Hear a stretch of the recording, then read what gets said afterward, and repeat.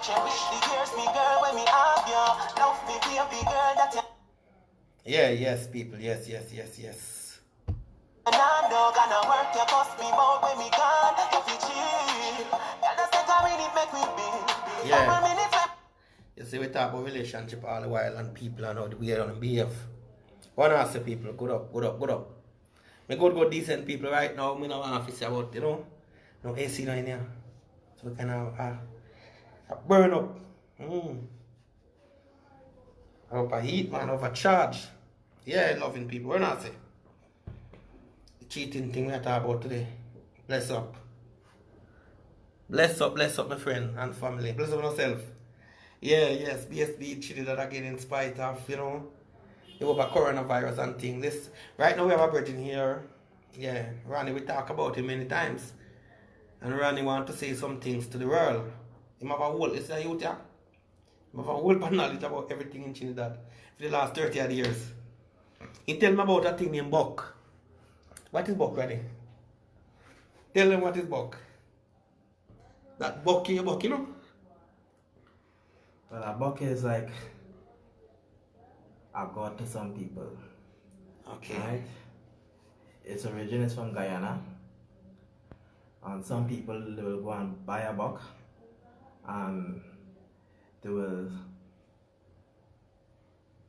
make demands to this buck. And this buck will grant them wishes like wealth, You mean like a genie? Like a genie. So you go to the buck, you buy the buck from somewhere. Yeah.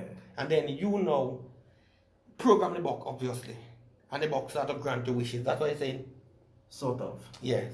So is this religious or what? I won't say it's religious. Angela, big up. Shauna, big up herself. Yes, go and talk to Virgin. But the people that go that route, yeah. It might be religious, but not godly. No. Or not religious. It's a spiritual activity. Yeah. Alright, tell me more about this buck thing, because we're really curious, And a long time before you start, I look on you and I say, well, Andy, we know God have power, and we see God work many times manifesting mankind. But this buck now, can't you tell me about the buck now? The buck works on the energy, on your vibes, and from what I heard, it survives on milk. The buck survive on milk? Yeah. Drink so milk. In order for the buck to keep going, it drink milk? Yeah, drink milk. What the buck look like? That physical thing or what? I heard it's just like a short man. Yeah, short looking man. Like about 3 foot. Yeah. Yeah. Scary looking. Yeah.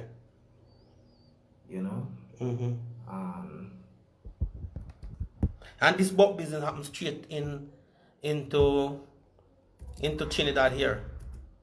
Trinidad and Guyana. Guyana. So it's a short man, real man or spiritual man?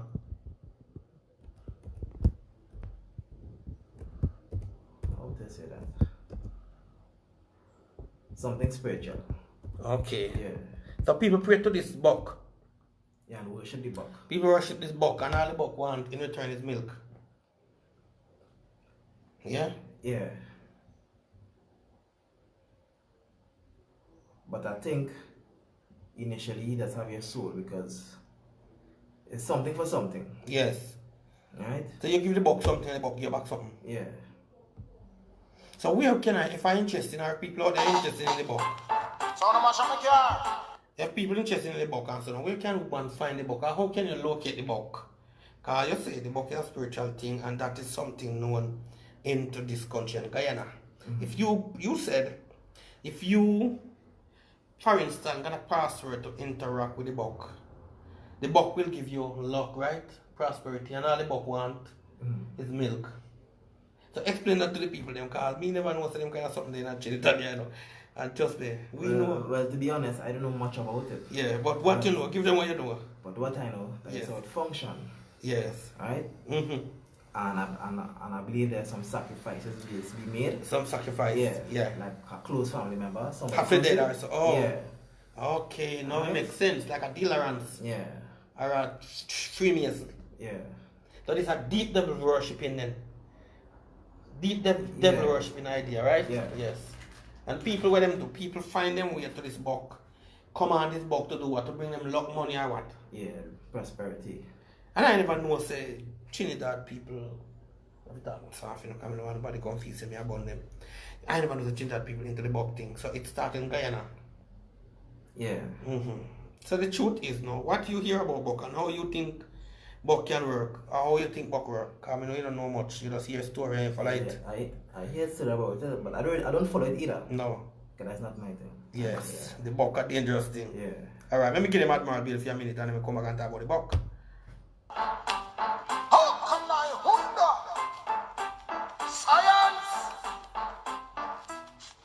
Science again, science again. Do you know what that means when it's a science again?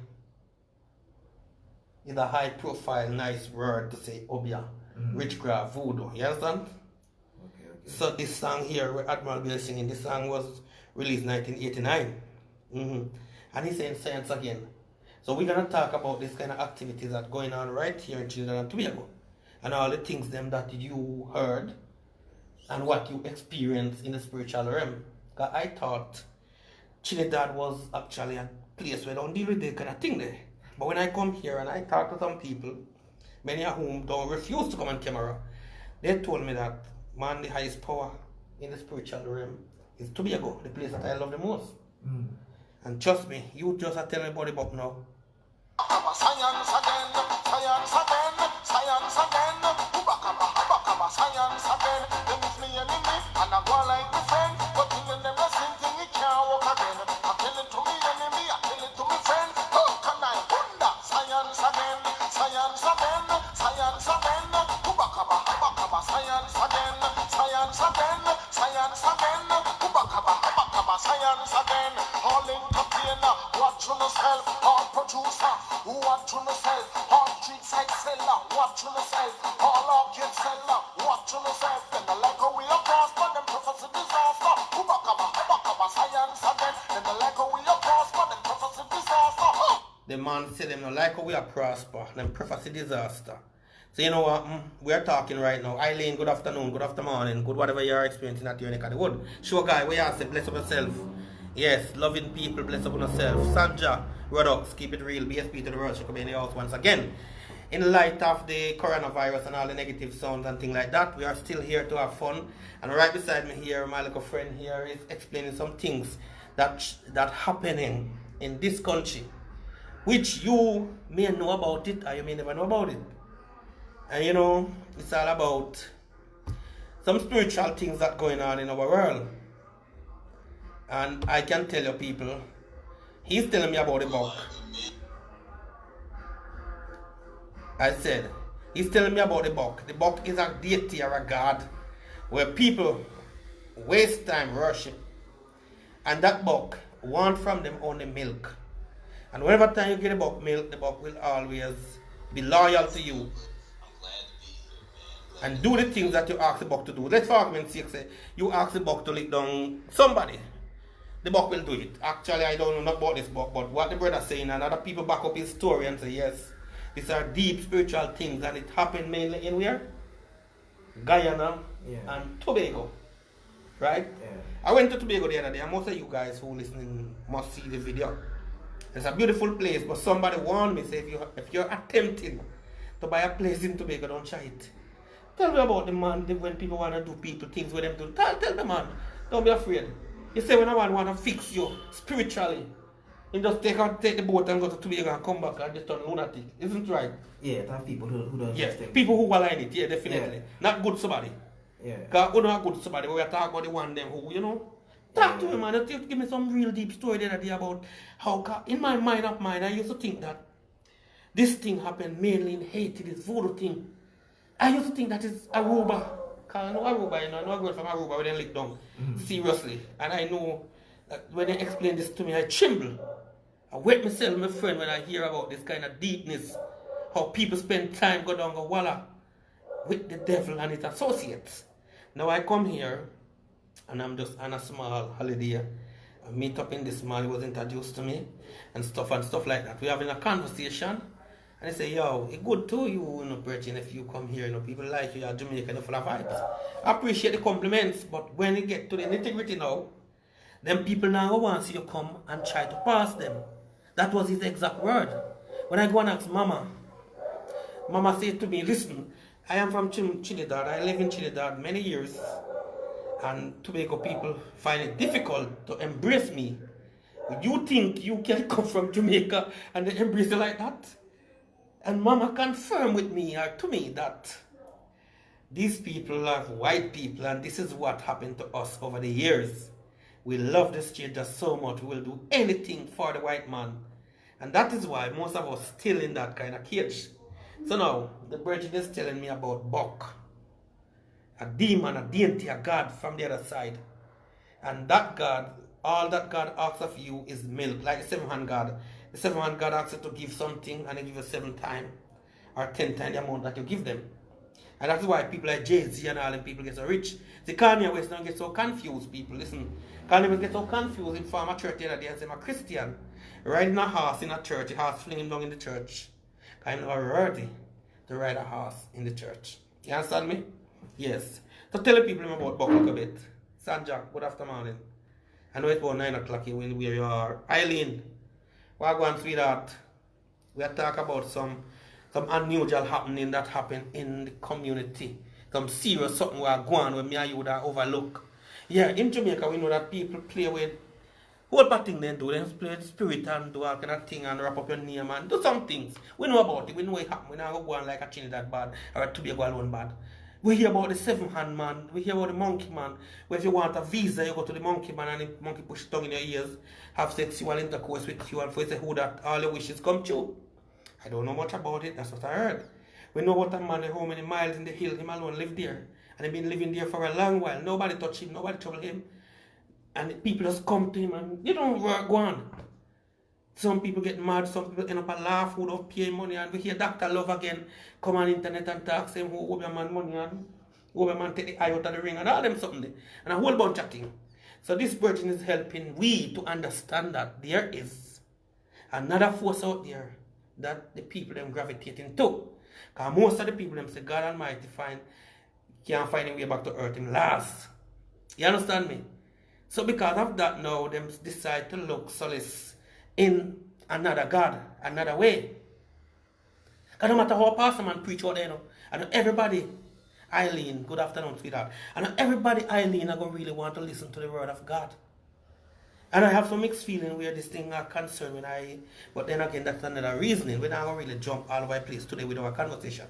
We wanted to have a fair knowledge of this deity, this God, this entity that is known as Buck, originated from Guyana. And the people from Guyana carry it over here. They started to worship this Buck. People get rich wealth, isn't it? Yeah. Right. People, and all the Buck want from you is milk. You know, this sounds like a dopey story, but it may be true. There may be some sort of truth within it. I'm not going to dismiss it and say it's a lie.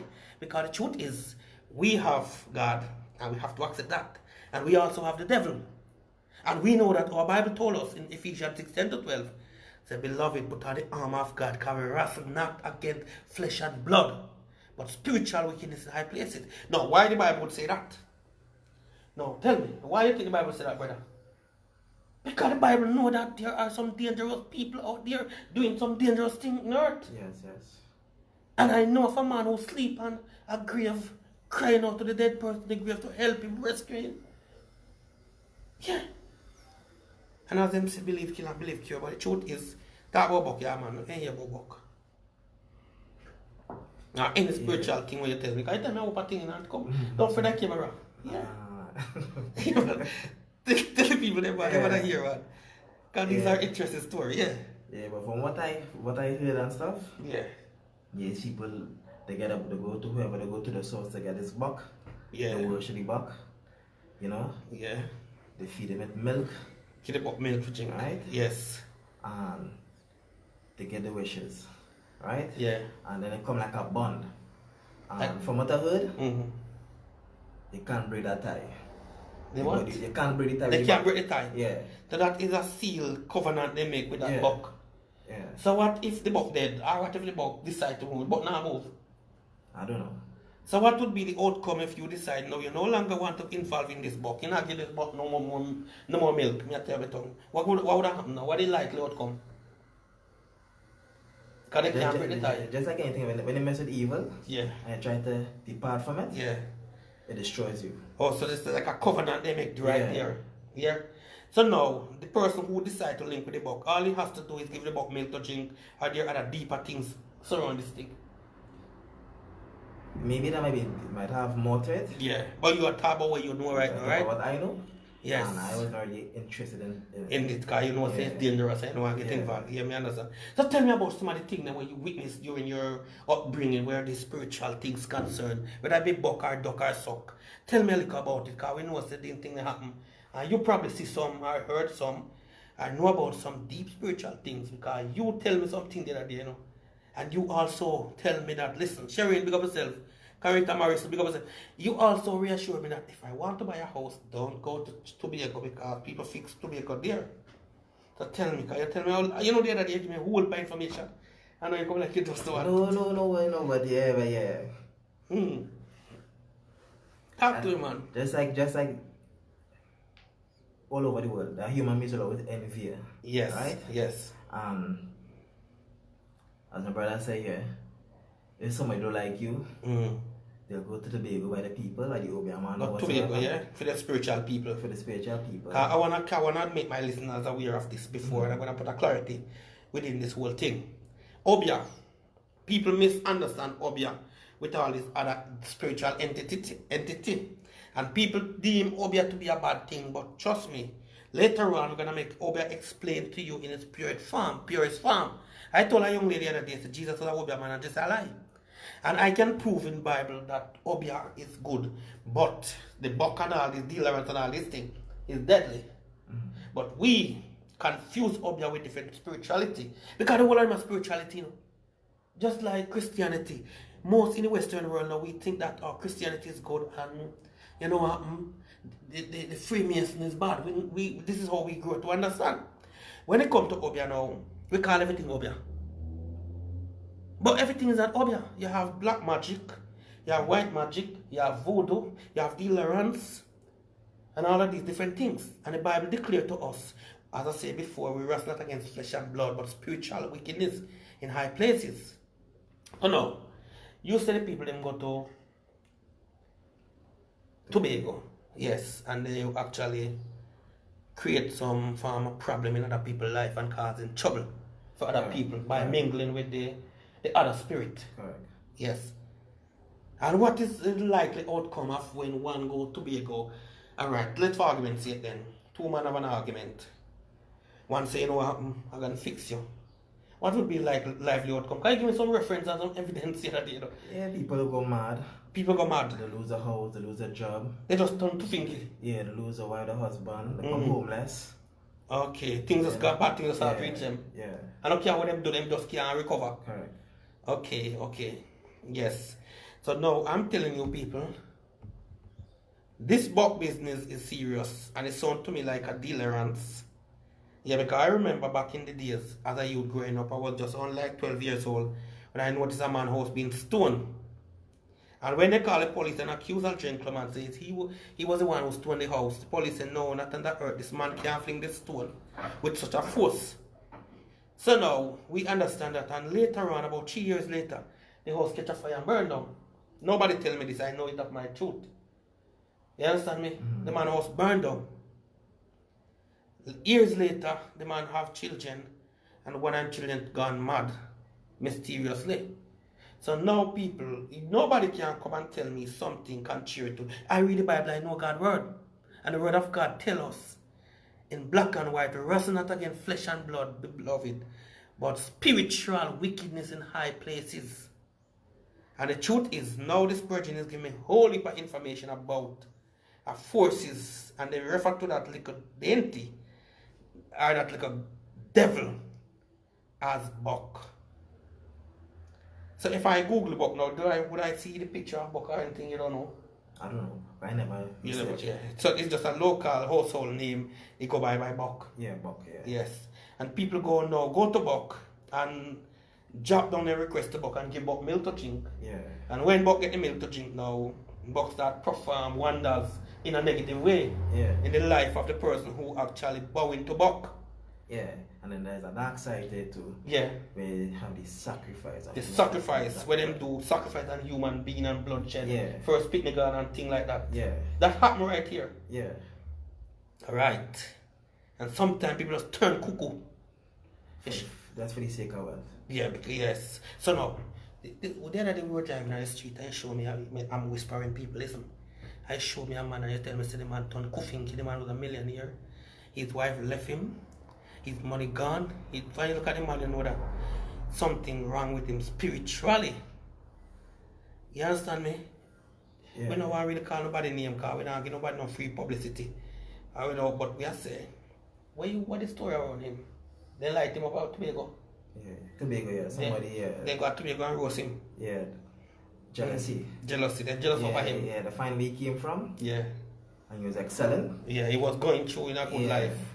And somebody decided, no, you mustn't go. Yeah. And they go and plant in him probably with some things. And mash him up. Yeah. Destroyed him alive. Yes. So what sign is he giving now? Knowing that he lost most of his things. Ziana, big up yourself. Moscow, yeah. What sign is he giving now? Is he playing, is he acting mad? Or is normal but poor? Does he laugh by himself? Does he say things outside of normalness? No, and again, he will talk to himself. Okay. But he can still have a normal conversation with you. Yes, when he's in the right mood. Yeah. But normal time, he just walk with a stick and talk to himself. Yeah. And he was a multi-millionaire. And look up in the sky and thing. Okay, and just look up in the sky and bust a laugh or thing like that. People are going to hear me actually say, this is no dream, this is no fantasy, this is no fiction, this is no imagination. Nobody no junkie, so we not hallucinate. This is something what going on in our world. So now we don't see why corona disease come about now. Because we have evil men all over the place and God have to launch out some of them and say, listen, too much evil is going on the earth. You understand me? In Haiti, the people are eating mud or dirt as their food. And Haiti is one of the highest places to do voodoo. I didn't say Obeah was, I said voodoo. Greetings, Ziana. Haiti, voodoo. Now, when I look in the dictionary for the definition of Obeah, Obeah comes from Ghana. I appreciate what you're doing with the show. It's needed. Obeah comes from Ghana. Obeah is not a bad thing. Obeah is black people religion, but people misunderstand it. Just like a lawyer. You see a lawyer and you say, oh, you know what? You see a barrister and you say, I'm a lawyer. They are all lawyers, of course. But the truth is, you have different levels. You have barrister, you have QC. They are all lawyers.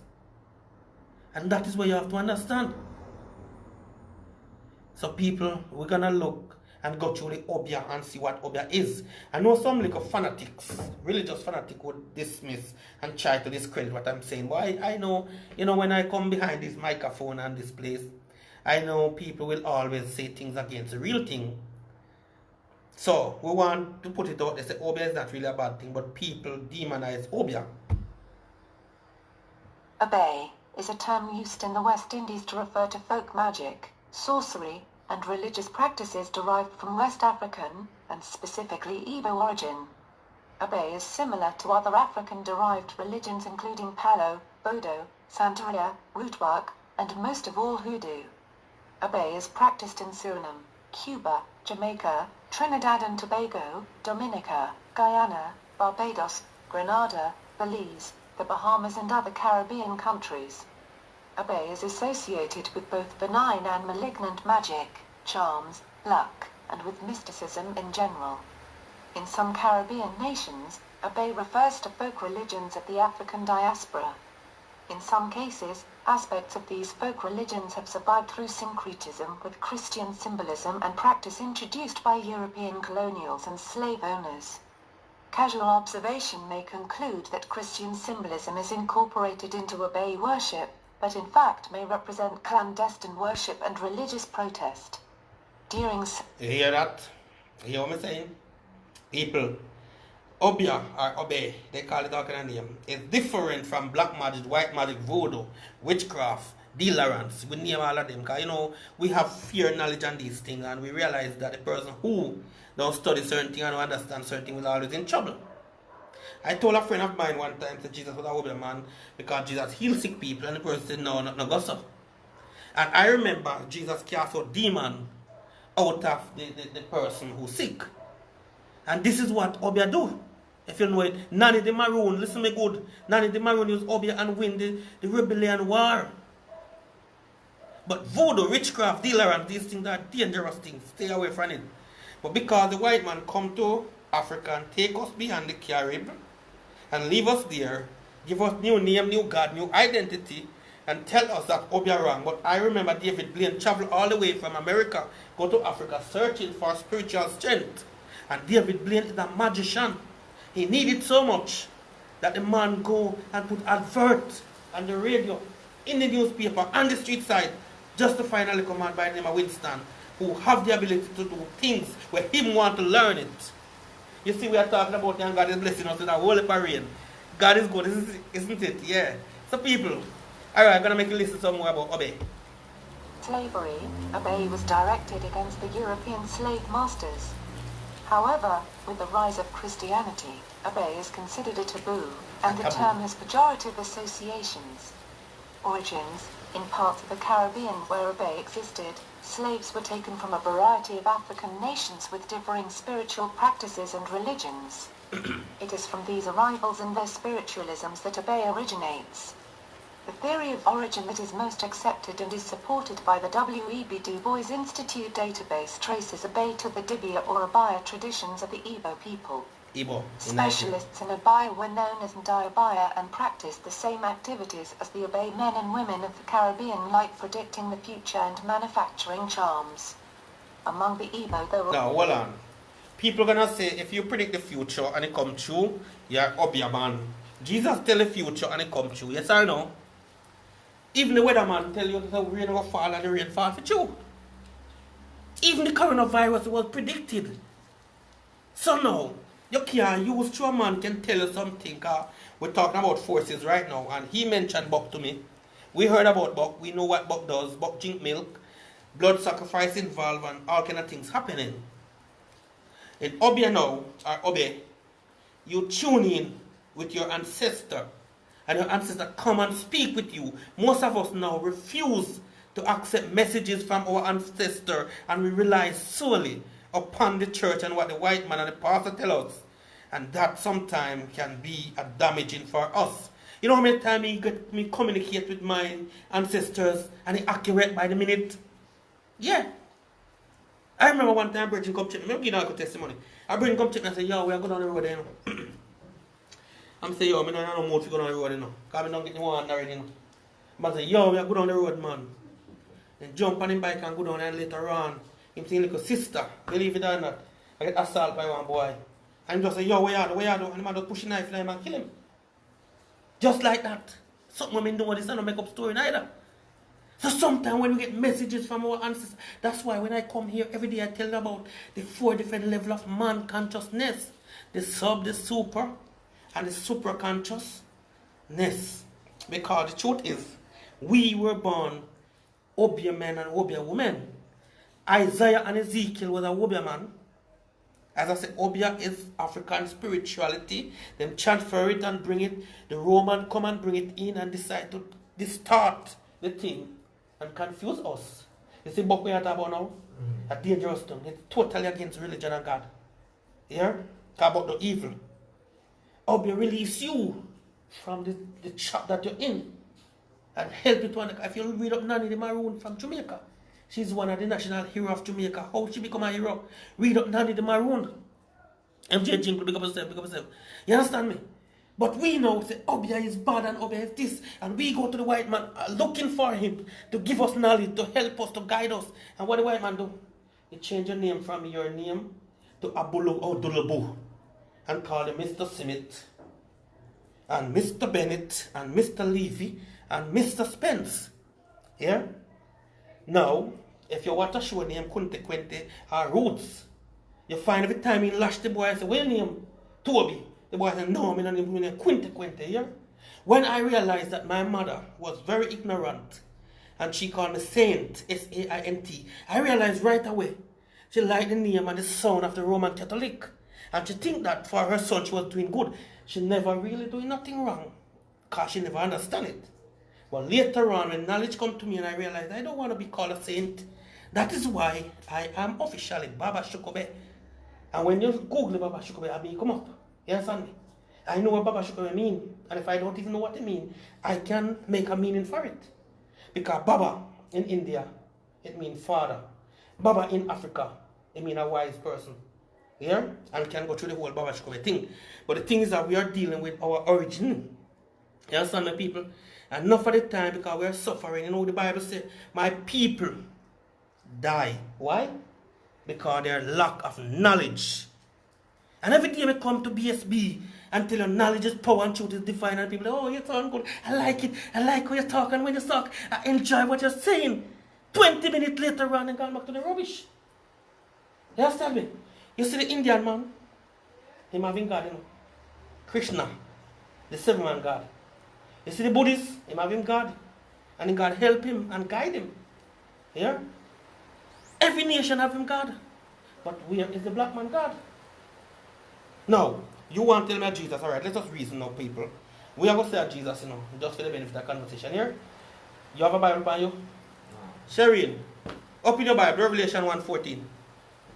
And let us see now the Messiah. We can't reason something, because we're going to go deep into this thing and show the people them say, many times we lost because we drift from who we are and drift into something else. And it's something that we drift in, darling, it's not really us or for us. So now suffering come our way. You know what it is? When a black man rise, you know, the first thing he do, him find a white girl. You know that? Because he want to look good. He want to be among the white community. You see what happened to this brother named Frank Bruno? You may not know him. He's a boxer in England here. Mm-hmm. And another short one by the name of... Hello, Patricia Shaw, lovely girl. Good afternoon, sweetheart. And another short one again. He not even... He don't even heard if he talk about anywhere. Because them just run to the white woman.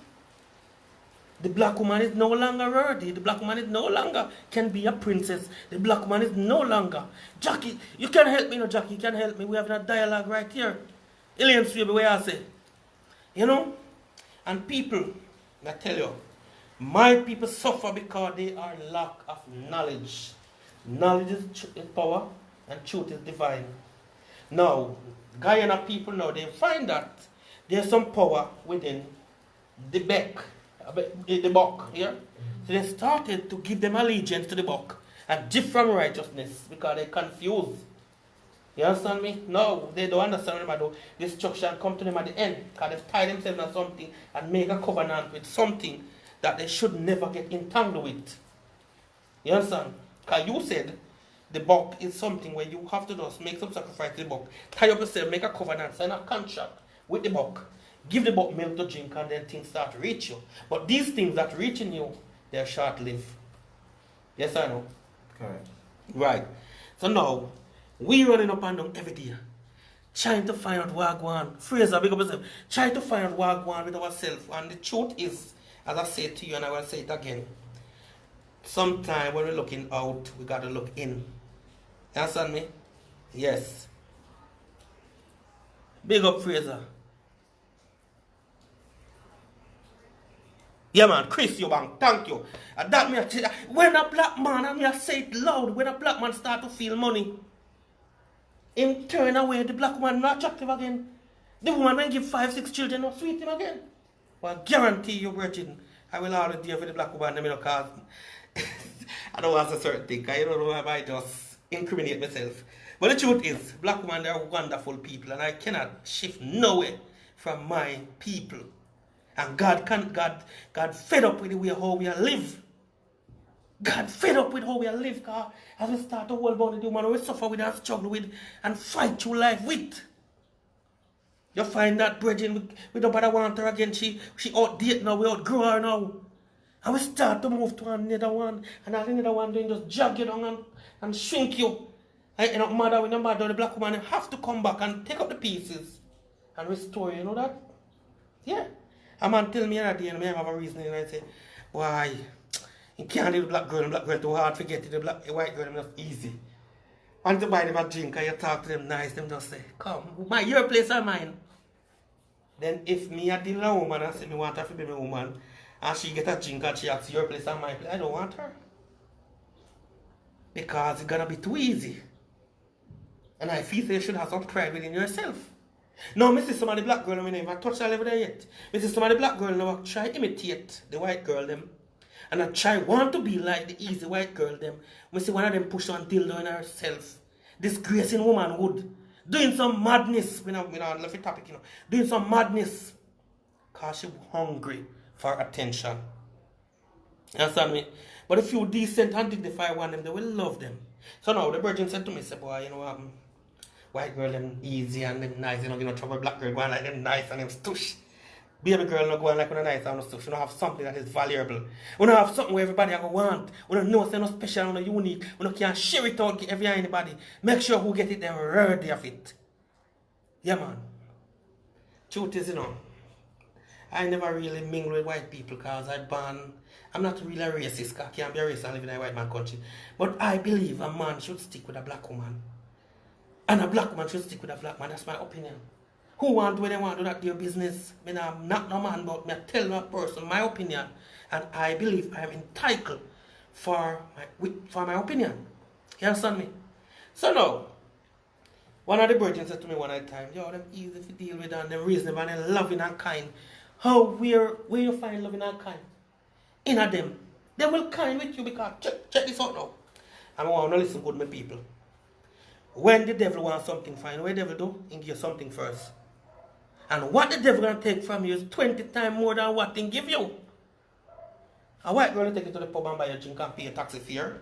So it's all on me, man. Don't worry. Come on, it's all on me. Let's go. I'll do that for you. And you know, say, oh my God, she loves me. Look how she's been. Hold on. Let me stop this. Look how me don't know Baba.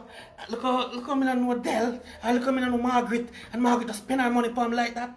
Margaret just spend £50 on a year. 2 weeks later, Margaret say, I have a little problem, can I get £1,000? Please, you're going to give her. Because she start to spend. Now, you give her £1,000. She spend £50 per year ago. Between you and her. Yeah? Who win? She win. And 950 she take off for you right here. Now them white girls not active for nothing. These girls smart. Them not active for one little thing and thing, but they have them plans it. So now she also say, oh, you know what? I see a Gucci bag the other day, and your girl wanna look good, you have to make your girl look good. And your girl, boy, I tell you somebody is after your girl and I don't wanna date him, because I wanna be with you. You know what she do this one? She play mind game with you. I try to make you know they have competition. So now you have to fight to keep her. Some boy, oh my girl love me, man. One time my girl look at me and dance to me, and she do pole dance to me, and she do this to me, and I love it. And boy, we living happy. But him don't know what they are catch. Because some of these people they look deep within you and see your value and know you're going. Yeah. One of them said to me some time ago, oh, I love that Jamaican accent so much, Just talk for me, talk for me, I love it. I said, hold on. You think me a papi show?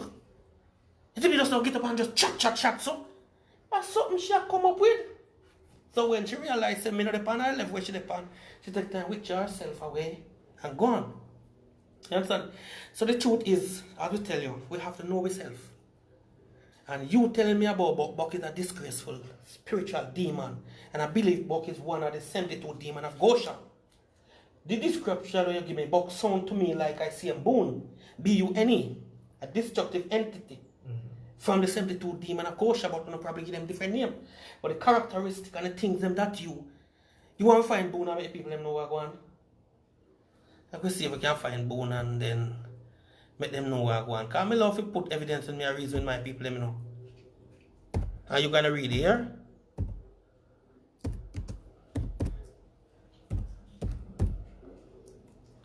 Yeah, you're going to read it for them. Because I want to tell them, what is Boone. Because loving people, I do extensive reasoning and research on many things because I want to read this. Boone is a listed demon among the demonological. You can see it? Yeah. Read it for them. They want to hear a different voice sometime. Boone is a demon listed in the demonological, Read it, no man. Boone is a demon listed in the demonological grimoires. Grimoires. Such as Yeah, go on read. There is a key of Solomon. Including Thomas Rhodes' version as Beam. And this man named Jahan Weir explain boon, and he tell you right so. He say all of these texts. All of these texts describe boon as the Duke who is able to move the dead. Well, and the what? The Duke who will be able to do what? Move the dead. You see, we're getting somewhere right now in the reason, you know. You tell me a book, and I find something on Google with the boon. I see an alphabet we are using B. B-U-N-E-B-U-C-K. And I continue reading.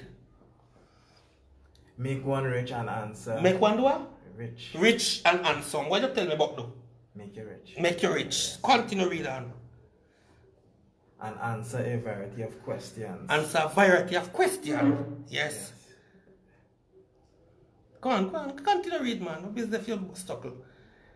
The live deity claims that Boone rules 35 legions of spirits. 35 legions, yeah?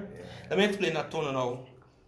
In the spiritual realm, when Jesus, in the Bible again, went to this man, Jesus said, who are you? The demon said, my name is Legion, and we are many. Here, one demon consists of different variety of legions. In Matthew Henry, in his commentary, he said, one legion have over 5,000 demons. And this have how much? 35. See here? So multiply 5,000 by 35, and there's a whole bunch of demons coming up by one person. Boon the one out. Continue. While the other text only gives him 30 legions to command. Yeah, 30 legions to command, yeah? The other texts further describe Boone appearances as three-headed dragon. Three-headed dragon. With one head being human. And gives him the additional power of making devils gather around him. Devils gather around him, right? Yeah. Alright. So you see, when a man gets himself lined up with this buck or boon, whole part devil get around him and he live in a miserable life. He might get some of the so-called germs, what we call money, and he might look like he might shine. But when night time comes, he have to answer to his master. You get me? Remember, you never know about this, you know. You never know about this, you know. Yeah. And Boone is the 26th spirit of the demon of Gosha. Alright? Come now, we're gonna go through this demon in the Gosha. Our people, we want enough to know the knowledge is power and truth is divine. Christian demon, you see where it's a Christian demonology? Is the study of demon from Christian point of view. It is primarily based on the Bible. You hear that? The exegist of the scripture of the early Christian philosopher Hemit, associated with tradition to the legend incorporated from the other beliefs. So you see what I tell you now? Remember, I tell you say Obeah or Obi is black man religion will help you to guide to fight your war. But we run left that and we run to something else and see tell about Christian demonology. That sounds to me like oxymoron, because it's like you say good bad. Eh? You can't say the boy good bad. I can't say the man fat small. So this now become oxymoronic. You understand me? So it's a Christian demonology. In our eyes, we see Christian and Christian lifestyle and Christian people as purity, good. Not true? Right. And this is a Christian demonology. How this man can't deal with no call, because with the pandemic thing. Yes, so loving people, we're talking about this thing. I want to understand. Somebody said, big up yourself, my virgin. Yes. So, you tell me about book, and I listen attentively, and then I draw for another book. Because the characteristic of Boone and Buck is the same. You understand me? And we can go to both this, we can go to the different one them. Now they have another one where is the king in the kingdom of hell. You see when you read right here, talk about the duke. Yeah. In a palace, what they have there? King, prince, duke, and what again? Earl. And I saw the demon them work. Some are earl, some are duke, some are prince. Different rank. You get me? Alright. So loving people, we're talking about Obeah. And I want the people to know that Obeah not really no serious something, but they confuse Obeah, they mix up Obeah so much, and right now you can't tell certain people who have a mindset that Obeah is good. So yeah, for the monarchy are connected directly. Yes. You get the gist now. Yeah, I was talking to a religious fanatic lady because she don't know about Bible. Yeah. And I tell her that Jesus was a Obeah man. And before she said yes, it's true, because Jesus healed dead. Jesus raised dead. Yeah. Jesus healed sick. Jesus predicted the future. Yeah? Correct. Now the devil tried to impersonate God's power. And he made some problem right there. Let's hear about Obeah now. Parts of the Caribbean where Obeah was most active imported a large number of its slaves from the Igbo-dominated Bight of Biafra. In another theory, the Efik language is the root of Obeah, where the word Obeah comes from the Efik Ubo, meaning a bad omen. The last theory of the origin of Obeah lies with the Ashanti, who called their priests' practices Ibawi, pronounced Obeah. The word was an anglicized distortion like many other Akan words for example, Bez becoming Bisi, thus the pronunciation of Obeah. Akan, witchcraft. There is also evidence of Akan names among Obeah men of the Caribbean in the 17th and 18th centuries, and the use of the word long before the arrival of Igbo and Efik slaves. The Akan origin of Obeah has been criticized by several writers, with an Igbo origin thought to be more likely. Yeah, they criticize. Why? Because they want to discredit it. They want you to stay clear of it. Because once you have the power, understand the power, they can't touch you. Marcus Garvey was an Obeah man. Malcolm X was an Obeah man in our modern time. Martin Luther was an Obeah man. And you see what happened? They have to kill them. They're too powerful. You have to get it, you have to understand it. Them too powerful. Tupac was an Obeah man. Yeah. So them try to discredit it and link it with black magic, voodoo, witchcraft, and make us scared of it. However, in colonies where Bight of Biafra slaves were less represented and Akan were plenty, Obeah is thought to be more of a mixture of Akan beliefs. While places with a larger Igbo presence, such North America and Brazil, this term is not present. Obeah came to mean any physical object, such as a talisman or charm, that was used for evil magical purposes. Obeah incorporated various beliefs from the religions of later migrants to the colony as it was present. Obeah also influenced other religions in the Caribbean, for example Christianity, which incorporated some Obeah beliefs. In the serpent myth, William Ray Westcott, Christianity imitates some Obeah belief. You hear that? Yeah. So, people, when we are talking, when I talk with water upon my chest, I talk the thing them when I don't know. And sometimes I went to, when I tell the girls that Jesus was an Obeah man, I tell her what she said. She said, me and mad, the Bible never said that. And we know from documentary, real fact, the Christianity was based upon some Obeah belief. One of the founders of the 19th century Golden Dawn magical order claims Ob was an Egyptian word for serpent and is the source of the term Obeah.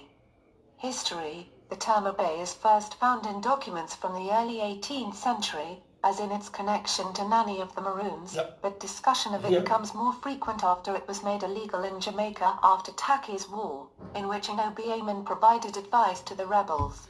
Because Nanny conquered the war with the rebels, they make it illegal. Because who was ruling them time there? The English. And the English know that it was too much for them, so they make it illegal. You follow the gist? People not follow me, not see no comment or nothing, come like say, we don't really want to talk the truth. And to be able with the children with them, we are talking the thing called knowledge is power and truth is divine, people. We are telling you see it? You see we are tying up everything together? Yeah, we are tying it up and put it together for it make sense to the simple man on the road. Trust me. So come, let's listen again. In 1787, a letter to an English newspaper referred to Obeah women interpreting the wishes of the dead at the funeral of a murdered slave in Jamaica. A footnote explained the term as meaning wise women. A continuing source of white anxiety related to Obeah was the belief that practitioners were skilled in using poisons, as mentioned in Matthew Lewis's Journal of a West India Proprietor. An anti-Obeah law passed in Barbados in 1818 specifically forbade the possession of any poison, or any noxious or destructive You got prison if you talk about Obeah back then, or Obeah. We call it Obeah through your patois. We say Obeah, but the real name is Obeah, O-B-E-A-H, Obeah. Because the H probably silent. So you have O-B-E-A-H, so they call it Obeah. The H silent as far as I'm concerned. But we Jamaican, real talk, big up yourself, sugar. We Jamaican, we speak, we say come, we say cum. We don't pronounce the word properly. The patois get in the way. So the truth is, we have to explain this to you. And when the British was ruling on the Obeah, and none use the Obeah and conquer them and win the rebellion, they couldn't deal with it, so they make it illegal. So anybody talk about it, anybody practice it, anybody do not with it, they go and persecute them. So people get afraid and they try to demonize it. And when them do not, they coincide it with black magic, white magic, voodoo, witchcraft, dealers, and all this nastiness. Same thing with tongues. Yes, just that way. And they try to mess up the thing, but you have to, as I say, people, knowledge is power and truth is divine. Let's continue. Substance. A doctor who examined the medicine chest of an Obeah man arrested in Jamaica in 1866 identified white arsenic as one of the powders in it, but could not identify the others. The unnamed correspondent reporting this affirmed the Jamaica herbal is an extensive one, and comprises some highly poisonous juices, of which the Obeah men have a perfect knowledge. During the mid-19th century, the appearance of a comet in the sky became the focal point of an outbreak of religious fanatical millennialism among the Mayal men of Jamaica.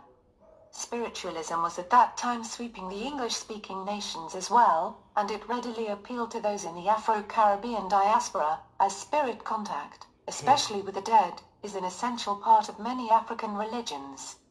During the conflict between Mayal and Obeah, the Mayal men positioned themselves as the good opponents to evil Obeah.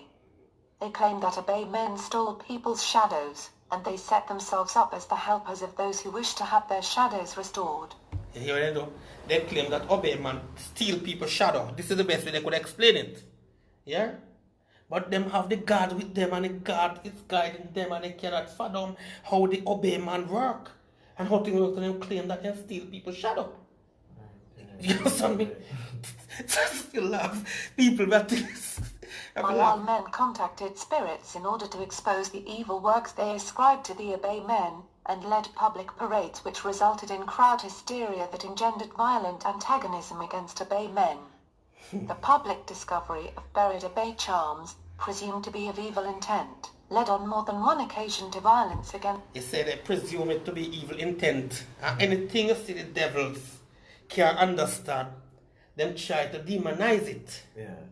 And say its intention was to be evil. Now the Pope come in and tell you, listen, we're going to form a church different from the original Hebrew church. I'm going to call that church the Church of Rome. I'm going to do similar to the real church and confuse the people them, give them food, take care of them, treat them nice, and they will follow me. As Jesus said in the Bible, broad is the way to destruction, but narrow is the way to eternal life. Because people just start to run down the freeness. They start to love the freeness. So now they start to demonize Obeah now and start to lift up another demon there and make it look like now Obeah is bad. It is good, but some people... No, what them you do, whatever spiritual thing they do which is bad here, it's not Obeah. It's white magic, black magic, voodoo, witchcraft, dealerance. You hear how much of them name you call? Yeah. But people confuse when they say spiritual things or spiritual happening, they just call everything Obeah. And just call everything witchcraft or bad things, you know? Correct. Because they don't take time to put a distinction between a bus and a car. They call everything transportation. You follow me? So once something looks spiritual, they say, Obeah man, you know? And they go with it. But you have to know the difference between these things and how they work. Because everything God does, Satan counterfeit. Remember that. You have to understand everything God does, the devil counterfeit. So what do you call it Obeah now? Will be voodoo? No, voodoo or devil. Voodoo is devil. Devil in Haiti. And we'll prove that as we go along in that little reasoning here. Against the rival Obeah men. Laws were passed that limited both Obeah and Mayal traditions, but due to the outrages perpetrated by the mobs of Mayalists, the British government of Jamaica sent many Mayal men to prison, and this, along with the failure of their millennialist prophecies. Obeah in Trinidad and Tobago, one aspect of Obeah that is familiar to Trinidad and Tobago, though not all other nations where Obeah is practiced, is the Moko Jumbi, or Moko still Jumbi. dancer.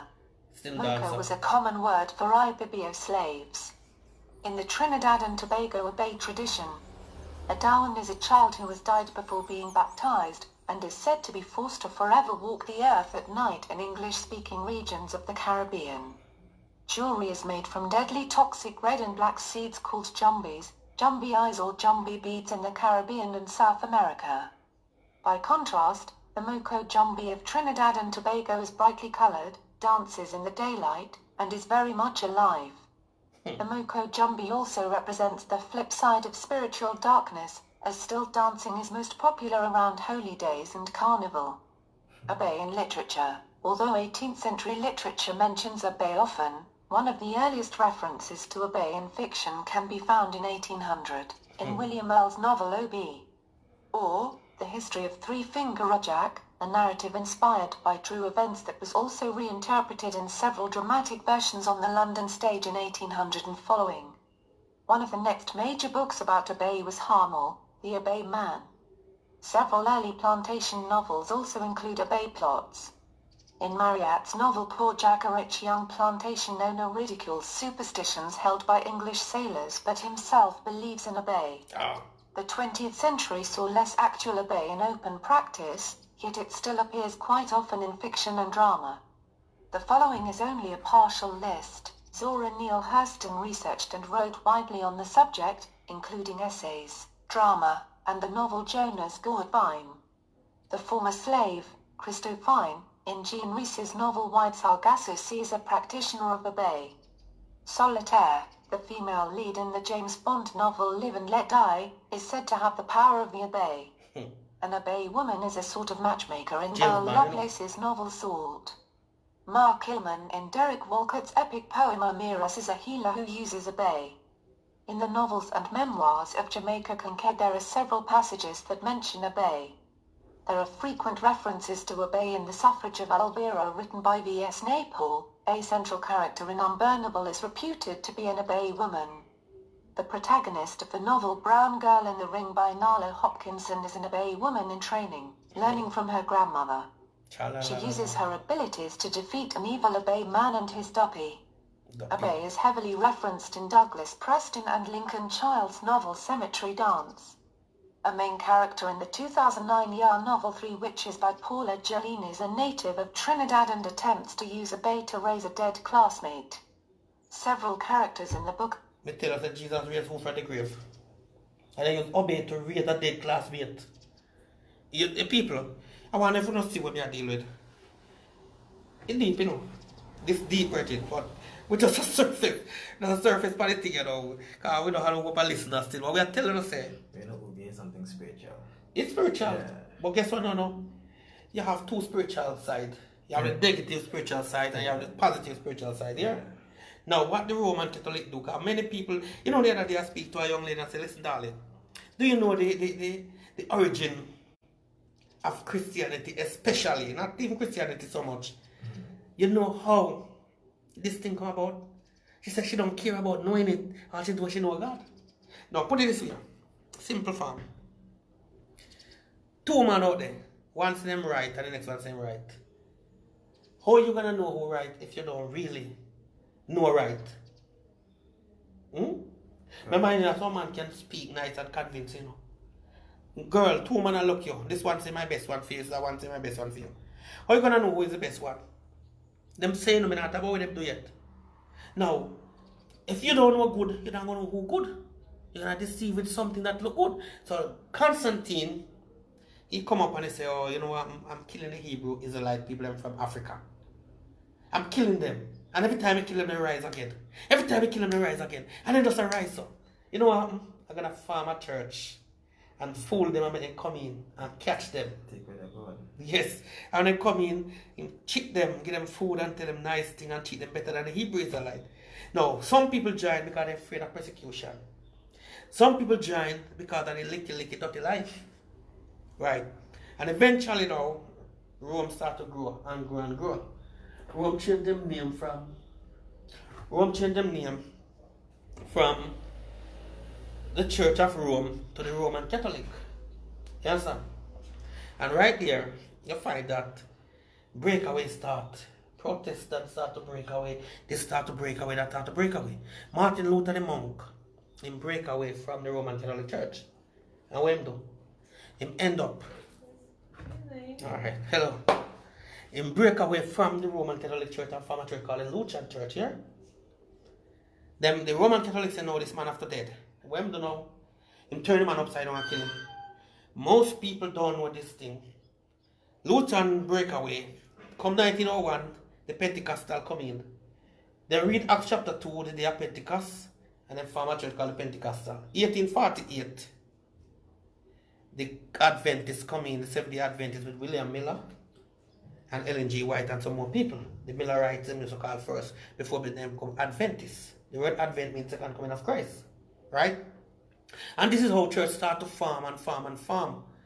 And this church say, I'm right, I'm see God and I see this. And you have some church fling you down, and they fling you down, your panties show, your underneath show, your private show, your breast drop out of you. And they say, yes, I was in the spirit. I said to you, there's two spirits. Which spirit was she in? She, you're going to tell us that she was in the spirit of God. In the book of Exodus, we find that Pharaoh was a wicked king. And Pharaoh threw down his rod, and it turned snake. And Moses threw down his rod, and it turned snake. But Moses' rod ate Pharaoh's rod. Moses' snake ate Pharaoh's snake. Because Pharaoh's snake was dead. But Moses' snake was live. Because one life giver them. Now, just imagine Pharaoh was in a place like, Pharaoh come check right now. And then throw down your rod and turn snake. You who don't know God, you would believe fear is from God. Because you see a piece of stick turned a snake. I mean, I tell people, them say, know God, know God, know God. Get to know God, understand God.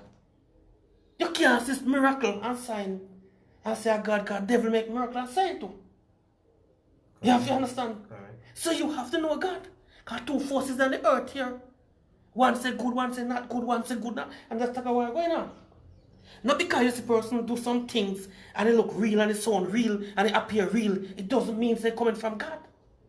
I mean, I tell the people, them say, listen man, Ephesians 6:10-12 say, beloved, put on the armor of God, because you wrestle that against flesh and blood. You don't wrestle against me. You wrestle against something where you can't see. And that something can be dangerous for you. Now the Bible goes in detail and tell you what are the armors. It said the breastplate of righteousness. Yeah. Enough people don't have the righteousness and the breastplate for them go to church. Not for them to protect themselves. When you see Satan come down upon them, then weed them for them and jump. That's why Jesus said, a kingdom that divides by itself shall fall. I'm living in Satan's kingdom right now, he ruling it. You understand me? The devil said out in one dirty mouth, I shall exalt my kingdom above God's kingdom. So now, if you see a kingdom look like it a flourish, you can't say a God kingdom because it a flourish. Me, I watch an article where them say, the fake pastor them are going bad, and Peter tell you, says, scoffers in the last day shall come. So the point when I make with the people them, and every sign I wonder you see, if you associate with God. God the devil do great sign too. Says which God you associate with? No, you have to know which God. Which God? And if you don't know God, you will be deceived by another God. That's the whole point. Because the devil is an imitator. He's an imitator, and he knows if he imitate properly. He's like the Chinese them. He just look by Nike shoes, and he be exactly like that. But the truth is, it is that right one. You understand me? So you have to know God. The Bible said to me, study to show approve unto God. A workman need not a shame, rightly dividing the time. And you can't call God name if you don't know God. Jesus Christ said, I shall say, depart from me. I know you're not ye workers of iniquity. And a lot of people right now, me I tell you, without a shadow of doubt, them in a church, every day they go to church, them sing. And they must serve the wrong God and not believe it because they lock up with ignorant. Satan give them signs, Satan appear to them. A young lady said, God have shown me a husband in the church. Yeah? That's what she said to me. I said, oh lovely, thank God you get married. She said, guess what? I went to church at convention and God have shown me that man is my husband. I said, wow. Then she got to church the next night. You know what she said? Me say, the man is a pastor, because she do investigation for the man. The man is a pastor and the man is married. Now, why God would show you a married man and say, I feel that? Yeah, that makes sense. Something gone wrong. She have a desire for man. She have a desire for man. Yeah. And somebody, something, somewhere tell her that man is for her because she probably like the man or the man look. Right. But she never knows it about her husband. So why would God tell you that man there for you? And the man already married? Correct, she lied on God. She lied on God. She doing some fool. You understand, people? And everything, somehow the spirit have tell me something. And when your mind, some of them, when your mind tell them something, it's the spirit. That's what I tell them. No, seriously. And people, we have to laugh sometimes, serious something. Deception. Yes. Oh, God tell me, say that man is my husband. And she said, alright, she gonna move towards him because God already assured her, Yeah. Later on, the woman say, how's he come on. And she wife hold the woman hand. And them start to fight. And they say, oh, they married for a long time. So the truth is, I never God tell her. Yeah. And something tell her. She ain't no God. If she didn't know God. If she didn't know God, should I know say the man married? Correct. Just on me. And this thing happened over and over. I was talking to this woman. I like her, because she have that zeal for God and righteousness. But guess what now? She don't understand it. And that's why Acts 17, God wink at us, but he come out and men everywhere to do what? You see, if you're ignorantly, you're right. Let me do that illustration to the people in listen. You see, when the Bible now, we use two people, Daniel chapter 4 and Nebuchadnezzar. Daniel chapter 5, Belteshazzar. When Nebuchadnezzar was rolling a fist in God's face, God turned him into think every 7 years. Because he was ignorantly attacking God. Yeah? And God just give him a turn him an animal for 7 years. And after that, he come at normal when he find out and pray. He come at normal, yeah? In Daniel chapter 5 now, Belteshazzar do the same thing that Nebuchadnezzar do. And at the same time, when he have a big feast with all his friends, him dead on the spot. So what we're talking about now, God deal with people in two ways. One, if you presumptuously roll a fist in your face, he will cut you off. But if you roll a fist in your face and you don't know better, it means you're ignorant. He will overlook it, because the Bible says God wink at the time of ignorance. Ignorant means you don't know better. Yes, he give you a chance. He give you a chance if you don't know better. The next text says, come on all man everywhere to do what? To repent. Repent. That's the operative word. Repent, brother. So then this man come tell me, say, oh, you know what? I went to convention, it was so wonderful. The Holy Spirit was there sweeping through and everything was nice. And guess what? God have shown me a man and said, that is the husband. That she, just for argument's sake, like she named Jackie. Just for argument's sake. She don't name Jackie, but we are use that here. God tell me in my ears, Jackie, that's your man, that's your husband.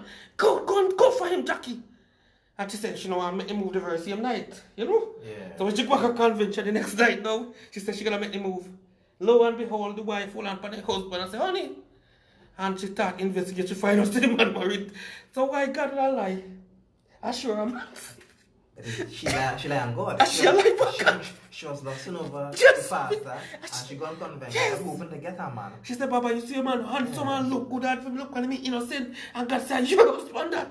Now right there's something about hallucination. Who know about the word hallucination? That is exactly what's going on. No, God, I don't think no devil talk to her either. She was hallucinating. Yeah, the man innocently greeted her in a nice way probably. And yeah. The man just shake her hand. Yeah, she man probably shake everybody's hand in ignorant and she just create something in her mind. And say, God, and Papa, when you shake your hand, it's so gentle and it say, hello. And it just do something inside of me. And I confirm, say, God, it's God. But God wouldn't do that either. God wouldn't do that. Yeah. But I'm telling people, so we have to be careful what we're doing. So you go on the church in your wrong spirit, wrong vibes. The Bible says, beloved, believe not every spirit, but check the spirit to see if the spirit is of God or not. Because if you believe in our spirit and not the right spirit, you're in trouble. Correct. Because the devil, you know, as I say. And a lot of people try to take God for fool. Yes. They say, like, go and lime and drink and party in the night. Yes, sir. Come Sunday morning, they go and God will forget that. You get it? You know what happened again? This pastor man. Repeat. Eh? Same thing repeat, yeah. This pastor man again, you know what happened? I'm going to share it to people. This pastor man now, him say, Jesus stay 40 days in the wilderness. So him decide to go do 40 days in the wilderness without food. Guess what happened to him? At 6 months, I carry him out in dead. This is another idiot again. I have to tell them. Because we hear them, we see them every day. This is another idiot again. Say him can go in the water, crocodile infested water, and walk on water because Jesus walk on water. When I crocodile open his mouth so, and he just go down there and crocodile mouth, I don't see how just left. You understand me? Pastor playing God. Yes! Then this other one again, we have to tell about him. Him claim that he full of Bible like this, and he go in and he start chant some psalms. He start chant some psalms. And he go there and lie and then. And he go in the lion den, me hear them the people them have to shoot the lion to save him. Me say in this place of minute and a half, in white shirt and in tie, turn tie and die. I mean the blood wave lion tear him up. Yeah. The white shirt, give it color, give it shirt a different color. And if it wasn't for the man them shoot the lion to save the boy life, he would have dead. I want God tell him they can't walk in the lion den, but I know the true God. Some God talk to him, but it's not the true God. I listen to that God there, and that God now make him believe. So then, yes, I the right thing I do. Me say in a minute and a half the story say, the man close to when I had a gun. In a minute, lion bust off the hand, man. If he take the pump rifle, shoot the lion to save the poor little idiot life. So people, sometimes we come in contact with some people. We got Mr. Miss Morris. Sometimes we come in contact with some force, some entities. It don't necessarily be the Spirit of God, but all you have to do is try the Spirit and prove the Spirit. But no, you see Daniel going to a lion, then a lion walk around him, smell him, and not do him nothing. You want to do it to you know, already, because you don't connect with the right God. Correct. You understand me? You have to connect with the right God to do what men have all time done. And we not do it, we just get up and say church. And we don't understand, because first of all, you see, I was talking to a Christian lady one time again, I said, listen, what is the name of your church? And she called up one big old long name to me, Celestial, this of that of Christ. And I said, who is the founder of the church? I know the man don't know. And if you're going to get involved in an organization, the first thing you need to know, what is the fundamental principle of the church? And who founded the church? And what the pillar of the church belong? If it build upon truth or deception. Me could never go to Crocodile Church. And I can say that every day. You know why? The word crocodile means thief. And dollar, you know what that means? He was a thief. And he called himself Crocodile and he changed his name and start read Bible and form a church. And he married a woman and called the woman Catty Dollar. So I paid dollar thief, that's all. Now Crocodile beg the people them say want money. Right now in the wake of this dirty disease where all over the place, they tell say want money and this and that guy want go to China go cure disease. But him just a con artist and a thief. Him friend me on Facebook sometime, I think it was last year or year before last. And I'm going to give him $6,000 to feed the poor innocent people in Nigeria. And he keep on pressure me. Because what them doing and look for your profile and look if you have a friend and you're in certain thing, you don't know. And then your friend you and chat with you and try to get money off you.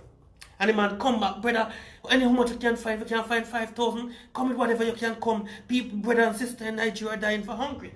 But if you're in your right thing, you have to be begging and looking. Eh? If you're in your right thing, you will have to be begging and looking. Crocodile have 2 aeroplanes. Him say one aeroplane for fly go spread the message. You can send one aeroplane if you really want to feed poor. Correct. But the man is possessed with greed. 2 aeroplanes he have, no man can carry a house. If I have time, I will look for Crocodile house and him lifestyle and how much he worth on the internet if I have the time. So when I try to tell you, he want to take a poor little me $5,000. Fool me, say I'll get poor. You know what people take away from too? If you run him off and tell him some bad word and he kind of ease off shamefully, till eventually he block me. Or with John say, I don't know, he never really make a difference. And send me a request and I accept it, say then boy, he was just a normal little preacher man who just want to be and me think. The man walk up 10 send 6,000 come to him too. I say, well, I try to follow him and tease him a little bit though. And I say, oh, who do you get the money, Mr. Dollar? Oh, don't you have any Western Union nearby or anything like that? Anyway, I have a connection in London where you are. You don't have to pay no money to send it to me. I can just give you some people information or call them and give them the money and just tell them your name and tell them my name. I say, who? You think me a fool? My sister say, fire go burn. Fire really go burn. Yeah. So right now we are telling people, there are 2 forces in this earth. And the 2 forces have daughters and children. The 2 forces have followers and associates. So you might not directly connect with the devil, but the force that you follow connect with the devil. So you become a follower of the devil. You may not directly connect with God, but you connect with somebody who attached to God, you become a follower of God. It's simple. Jesus Christ said in the Bible, when he go away, he said in the Bible, and we're gonna adjust this thing to it. We're gonna deal with this thing on a level 2. He said, whatever bound on earth, bound in heaven, And whatever loose in heaven, loose on earth. You understand? Are we going to adjust certain things? Because God will, is God will. We have to deal with the thing on a level for people to understand. And we say knowledge is power, truth is divine. Now, who remember? I want to ask this question to my lovely, lovely, wonderful people. Who remember when I came here, I think it was 3 days ago, when I say Donald Trump says by the end of the month, the coronavirus will be a thing of the past. Something in that line. Who remember that? Yeah, that's why they do to the poor sister. They are so dangerous. Who remember? Which one of my listeners can confirm that they remember I say that? I'm trying to make a point, but I want to see if my listeners are attentive and they're listening to me carefully and understand. Who remember that? Show guy, did you remember who? Who remember? When I said Donald Trump and Brother Warren said to me, said Donald Trump don't know himself.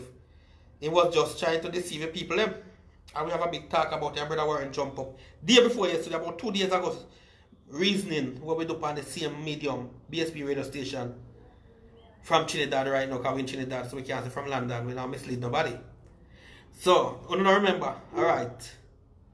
There is some strong evidence suggesting that they find cure. Yes, sure guys say yes. Well, what me I say now, there are some strong evidence suggesting that the scientists find cure for this coronavirus.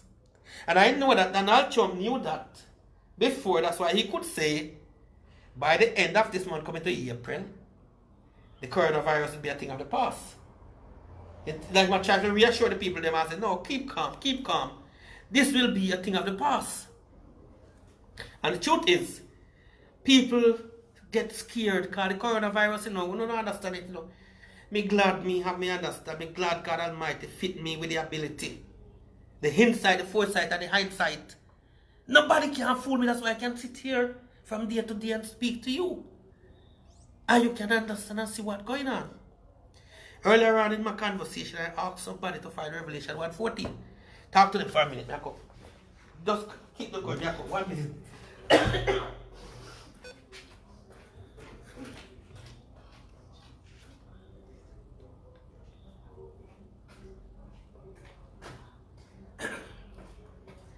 You're talking to them? Yes, people, yes, I'm back then anyway. My brethren never want to keep the reason going.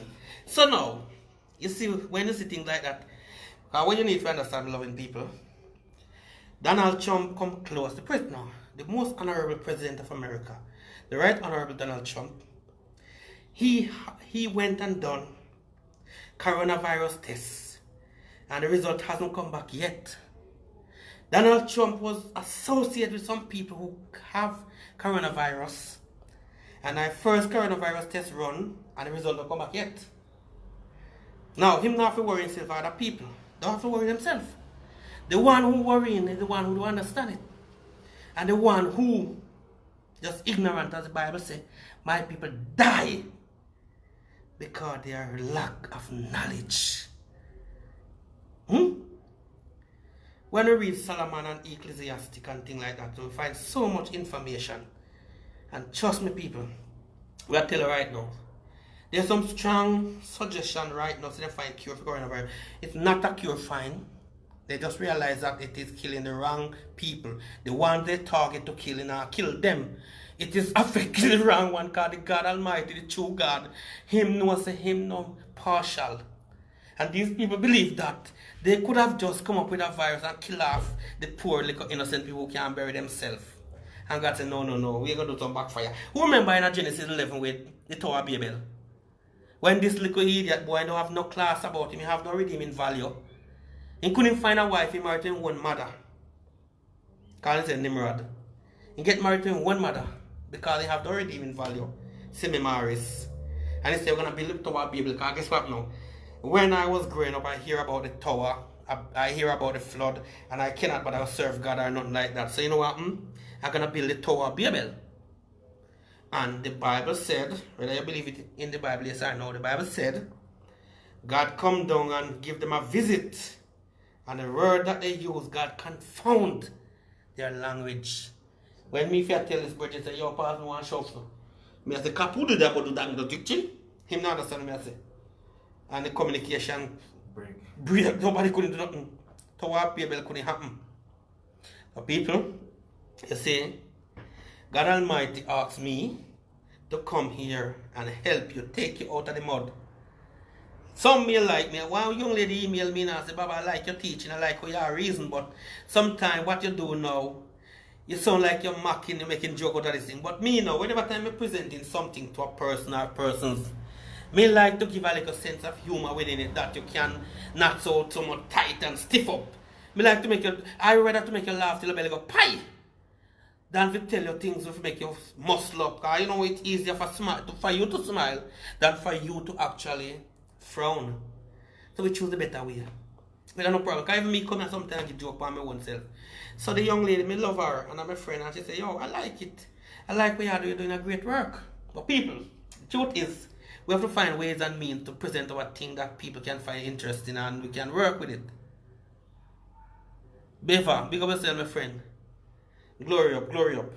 Because people, as we say, you don't have to agree with me, you don't have to support what I'm saying, but it would be best if you look into what I'm saying and find your truth for yourself, because there is a truth somewhere, and many times the truth that you think is truth is not truth. And you might just find out that you're being deceived. You might just find out that all this day you're following the Christian religion or the religion over there, so you just find out, wow. Sister said the fruit of the Spirit. You know? Yes. So now, we'll tell you big and serious. We have two forces on the part of this earth. Believe it or not, and all of these forces, they have break off, they have followers, they have offsprings. And the offspring either come from the major force or come from the major force. Because there are two major forces. You know what? Talking to you and we're going to look up something. Quick. Yes, loving people. Let's just start, man. We go and talk until when we find who I deal with. Trust me.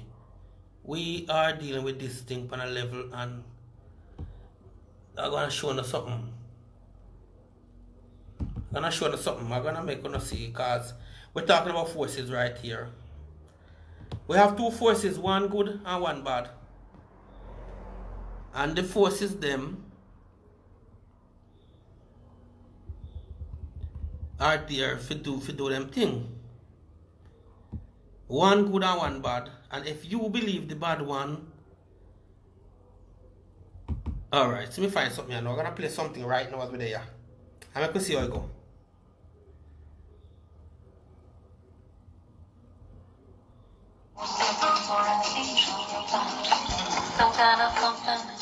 Alright, let me just his relationship with the Christian God, reportedly once very close, almost that of a favored son, before they had an almighty falling out.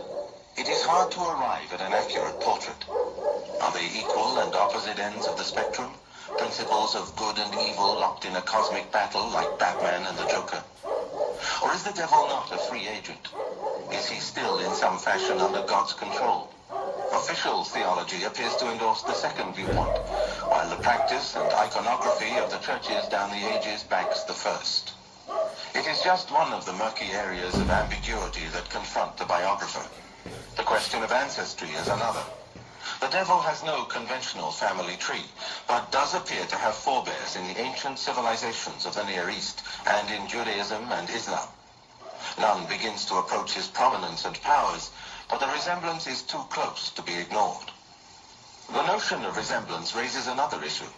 Though his name in all its various forms, Satan, Lucifer, Beelzebub, Belial, and so on, is, after 2,000 years, universally recognized and planted in every dictionary and encyclopedia, his face and even his form remain an enigma.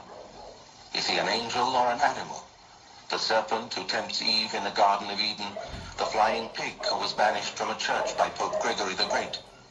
Or is he a strange-looking human? The hook-nosed gargoyle on the facade of Chartres Cathedral, the black bewinged imp in Bruegel and Bosch scenes, the fool of medieval mystery plays. The devil, it seems, has 1,000,001 disguises. What are taken as his telltale signs, the horns, the cloven hoof, the tail, the breath that smells of sulfur, the black skin and red eyes, are just several of his many masks. He could be anybody or nobody. That is what beguiles. Reported sightings also trouble the biographer.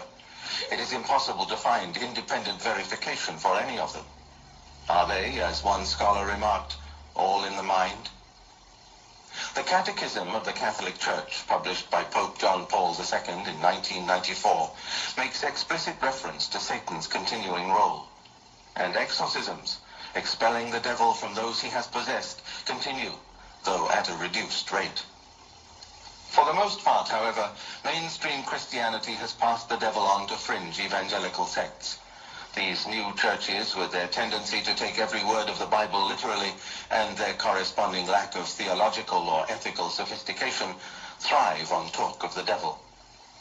If news of the devil's retirement has then been exaggerated in Christian circles, his regular appearances on stage, in films, and even in television advertisements promoting naughty but nice products suggests that secular 20th century Western society still has a place for him. Hold on, it's fine. You can't hear clearly?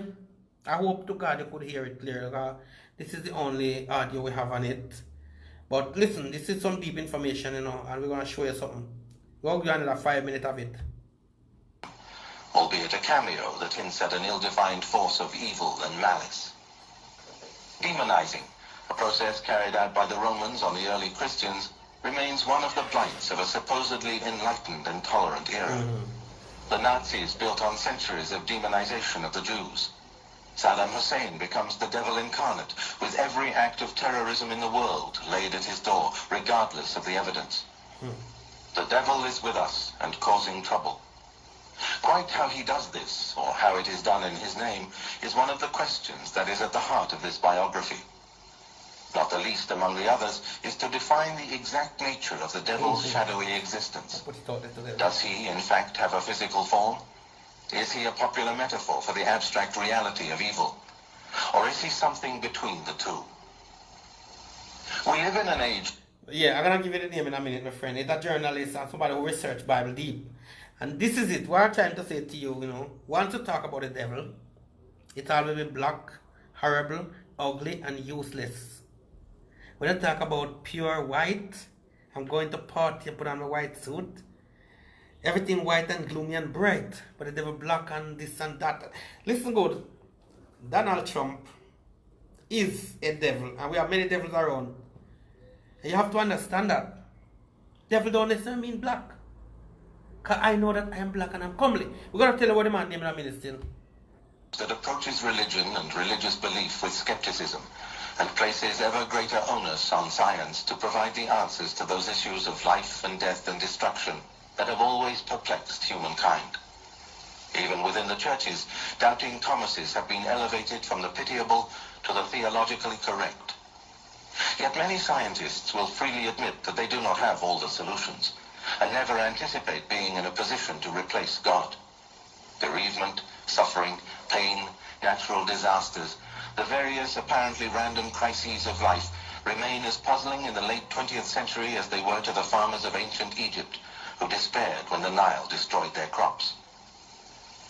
In an age where the faith that saw God as a kind of universal Father Christmas has been destroyed, the myths and symbols of religion retain a unique capacity for helping in negotiating and navigating the inexplicable blows of fate. Rites and rituals can still bring comfort and spiritual growth. Among the most enduring features of the Christian landscape is the devil. His realm, granted, has been steadily eroded by science, as many of the phenomena that were once put down to his wicked hand are irrefutably ascribed to other sources. If, for example, a man had collapsed with an attack of epilepsy in the Near East in the 1st century AD, his behavior would have been put down to possession by the devil or his demons, and he would have been exorcised. In the Middle Ages, such a diagnosis would still have held good, but the patient would have been bled as well. Today, the same behavior is understood in terms of an uncoordinated discharge of motor neurons, and the patient is treated with diazepam. Psychiatry now has names and remedies to explain actions that were once simply called evil. It is no accident that the growth of Freudian psychoanalysis in this century has coincided with a decline in formal attachment to religion. Where once people would have sought counsel from their priest in the confessional and succor in the symbols of good and evil in their churches, today they resort to therapy. There are many more natural and moral occurrences that still have no name and no explanation. The word evil is sometimes questioned in relation to such occurrences. It is considered too abstract, too judgmental. Philosophers will argue that ours is a morally neutral universe with neither good nor evil. Yet many can still almost daily point to actions they would deem as evil, from violent crime, child abuse and rape, to acts of terrorism and the development of nuclear weapons. The important thing is that evil, otherwise an abstract metaphysical concept, can be identified. In the modern mind, it is located within each individual, what Jung called our shadow. Historically, the tendency was to place it outside, on the devil, who exploited a weakness in the human makeup. Of the two placements, the contemporary option is harder to deal with, since it imposes a responsibility on each and every individual. The traditional route, while emphasizing that God gave each man and woman free will, the capacity to choose right or wrong, did have the bonus of offloading some of the burden onto an external force. That is why the devil still attracts a following. He represents the easy option when we are confronted with evil. Cave paintings show humankind in conflict with horned animals. Yeah, this brother name is Amos James, and he's going into, well, as me telling a virgin, they hate black man as him say now. And it's truth, because we as black, we are powerful, and they hate black man, they hate black people, so they call me names and try to disrespect us. But we are the most powerful. You know, see all the same coronavirus there. They really not doing nothing. All who we kill already, God forbid. Are the same man who created it. Then tell life on China. They tell life on China and Chinese people. You rest me know the Chinese name every rubbish. They can eat. But my limited mind, I'm not gonna say I'm a genius into this thing. My limited mind, me can't understand how a man name a bat and lizard and a man name that from when. And all of a sudden them the bat and lizard you know started to cause problem to we. We don't eat it. We don't eat it. But still it affect we. And the man that eat that from God know when. Eh? So when you digest that story, China eat rat bat and poison substance and find an animal and that caused this. I don't believe it. No. Come on. You know from when China eat that for about 2,000 years, you know? Yeah. So how that man for eat something? I just mind one limited way of reasoning thing, you know, me carry wrong. Him a eat for him food and him belch and bark and cough out him food. And all of a sudden it affecting me. Contamination took place. Yes. So how when we burp and belch in people's face? Yeah, Amos James. When we belch and burp into people's face, people, I can tell you straight and plain say, nothing happen all of a sudden now you cough. You see these people's face.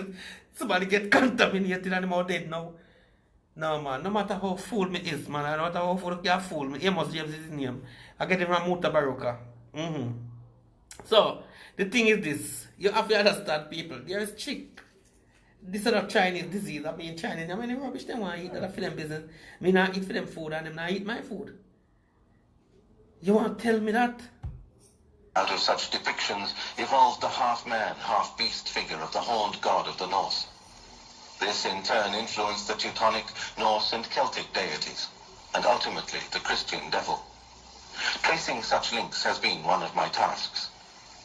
Once good and evil were slotted into the model of some sort of deity, there were then efforts to sort out the exact relationship between the two. Ancient civilizations tended to see them as two sides of the same coin. In Egypt, for instance, Seth and Horus were often worshipped and even depicted together. The generally benign sky god and the usually malevolent god of the desert. The key to a good life was to achieve harmony, or ma'at, between these conflicting forces. The deities of Egypt and of Canaan and the various peoples of Mesopotamia were monist, where only one overall divine principle encompassed within its pantheon both good and bad. Judaism took the monist approach. Yahweh was the almighty, all-powerful one, equally responsible, the Old Testament makes clear, for good and bad events and actions, even at one stage egging Moses on to rape and pillage. This monism began to be eroded in the book of Job. There, Satan makes his first appearance, still very much under Yahweh's wing, as a kind of chief prosecutor at the heavenly court, but at odds with his master over the human capacity to do or be good for its own sake. It was in the apocryphal literature that blossomed between the writing of the final books of the Old Testament and the time of Christ that a sustained challenge was... I want to put something into you right now. In every one of the Bible, you have Genesis, which is the first book of the Bible. But the truth is, brother and sister, and I just want to throw this out there, maybe it do some good to somebody. The oldest book of the Bible is the book of Job. Yeah, bear that in mind. We can talk about it another time and stuff like that. Let us just listen to some more Amos. Mounted to official monism. For a variety of social, political, and religious reasons to do with the upheavals and disappointments that God's chosen people were experiencing, the figure of Satan, the fallen angel, found a place as Yahweh's rival in a cosmic battle, the scapegoat for the Jews' misfortunes. In a pattern to be repeated throughout history, the Jewish people tried to understand why their God could have abandoned them, and hit upon the wiles and temptations of Satan as the reason. All that was evil or negative in the world was ascribed to this angel of darkness. The devil is second only to Jesus in the New Testament, but distinct and different approaches to the question of good and evil can be seen between the would-be eyewitness accounts in the Gospels of Matthew, Mark, and Luke, the more philosophical and Greek-influenced writings of St. Paul, and the colorful and apocalyptic book of Revelations. No single line emerges from the New Testament about Satan, though his status is increased enormously and the official monist line is maintained. The problem was to integrate two apparently contradictory ideas: a God who was all-powerful and all-knowing, and thus who allowed humanity to suffer, and a God who was also apparently all-loving. The 18th century Scottish philosopher David Hume summed up the dilemma succinctly when he wrote of God, "Is he willing to prevent evil but not able? Then he is impotent. Is he able but not willing? Then he is malevolent. Is he both able and willing? Whence then is evil?" Whatever the limits imposed by official teaching, the devil became an essential part of the Christian fabric. Someone to blame when trouble and dissent cast a cloud, the eternal and convenient scapegoat. When the Reformation shattered the hope of one holy apostolic Europe under the papacy, both sides were quick to see the devil's hand manipulating their rivals. Luther had only to think of Rome to see a hellish city full of demons parading around in the scarlet robes of cardinals, while one of the most popular depictions of the Protestant reformer among Catholics had him listening attentively as the devil whispered in his ear. The devil became synonymous with the deities of any rival creed to Christianity. With the rise of Islam in the 8th century and its spread into continental Europe, and especially into Christendom's lost province, Spain, Muslims were targeted as the devil's disciples. Later, the language of the Crusades, whatever their true political purpose, was all about defeating the infidel and winning back the holy places in Jerusalem from the powers of darkness. The devil was an essential part in putting a face to evil. He was also useful in the Roman Church's attempts to outlaw practices it objected to on moral grounds. Since Augustine in the 5th century, it had enforced a strict code of sexual morality. Those who broke it, and particularly those women who were seen by clerics as following in the footsteps of Eve by seducing men into wrongdoing, ran the risk of being tainted with the devil.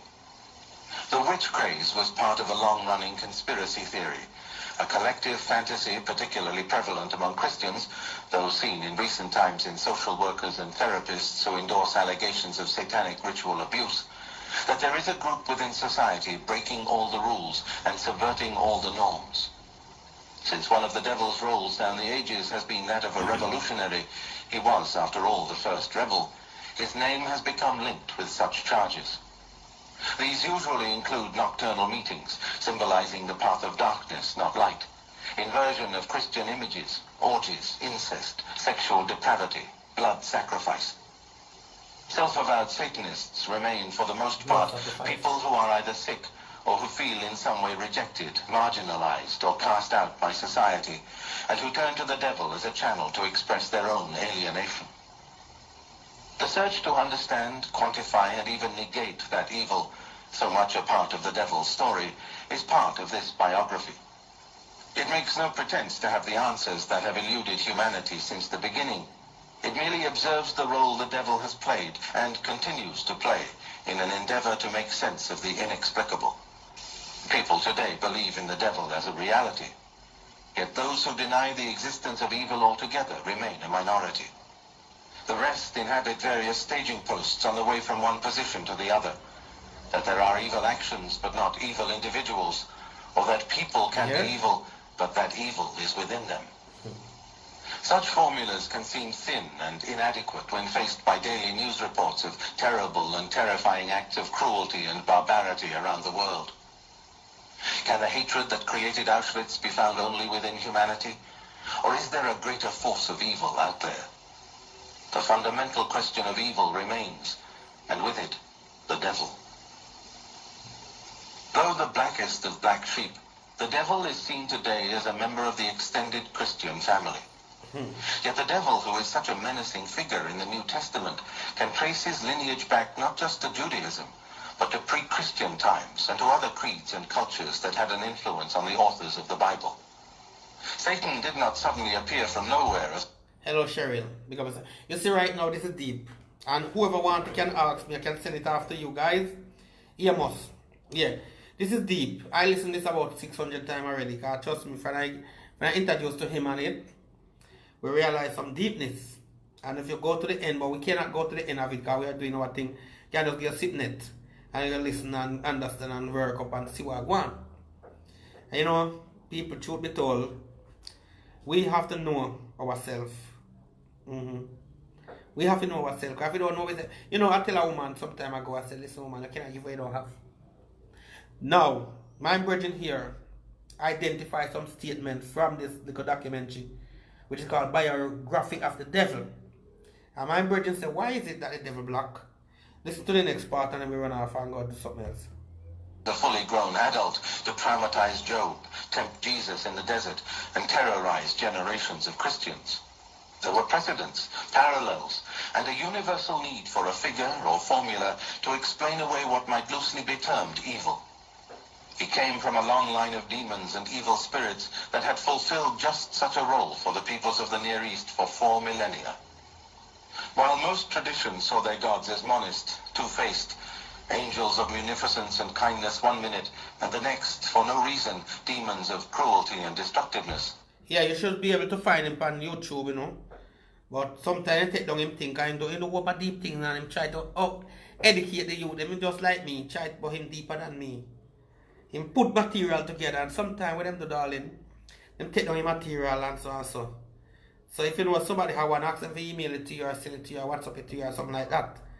But yeah, you can find him on YouTube. Everything's on YouTube.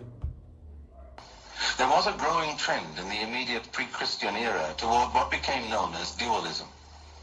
Good and evil were increasingly seen as opposite and even independent forces.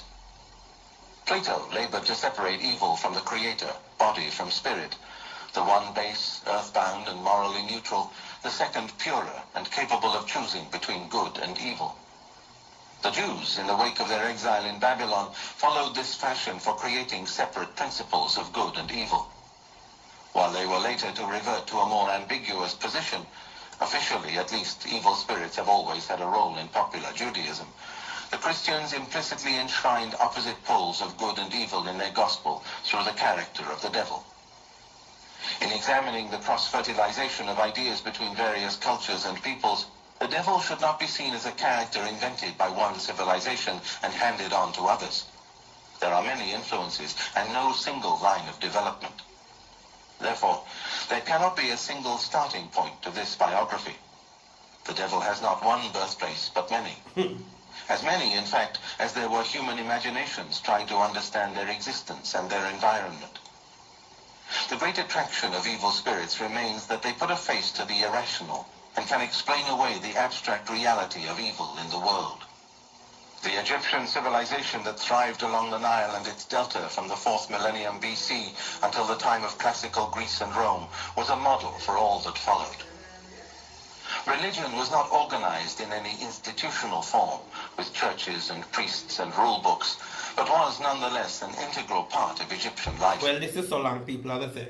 Tomorrow might one day that they will play more. But what we're telling you right now, we're talking about spirituality and all them something there.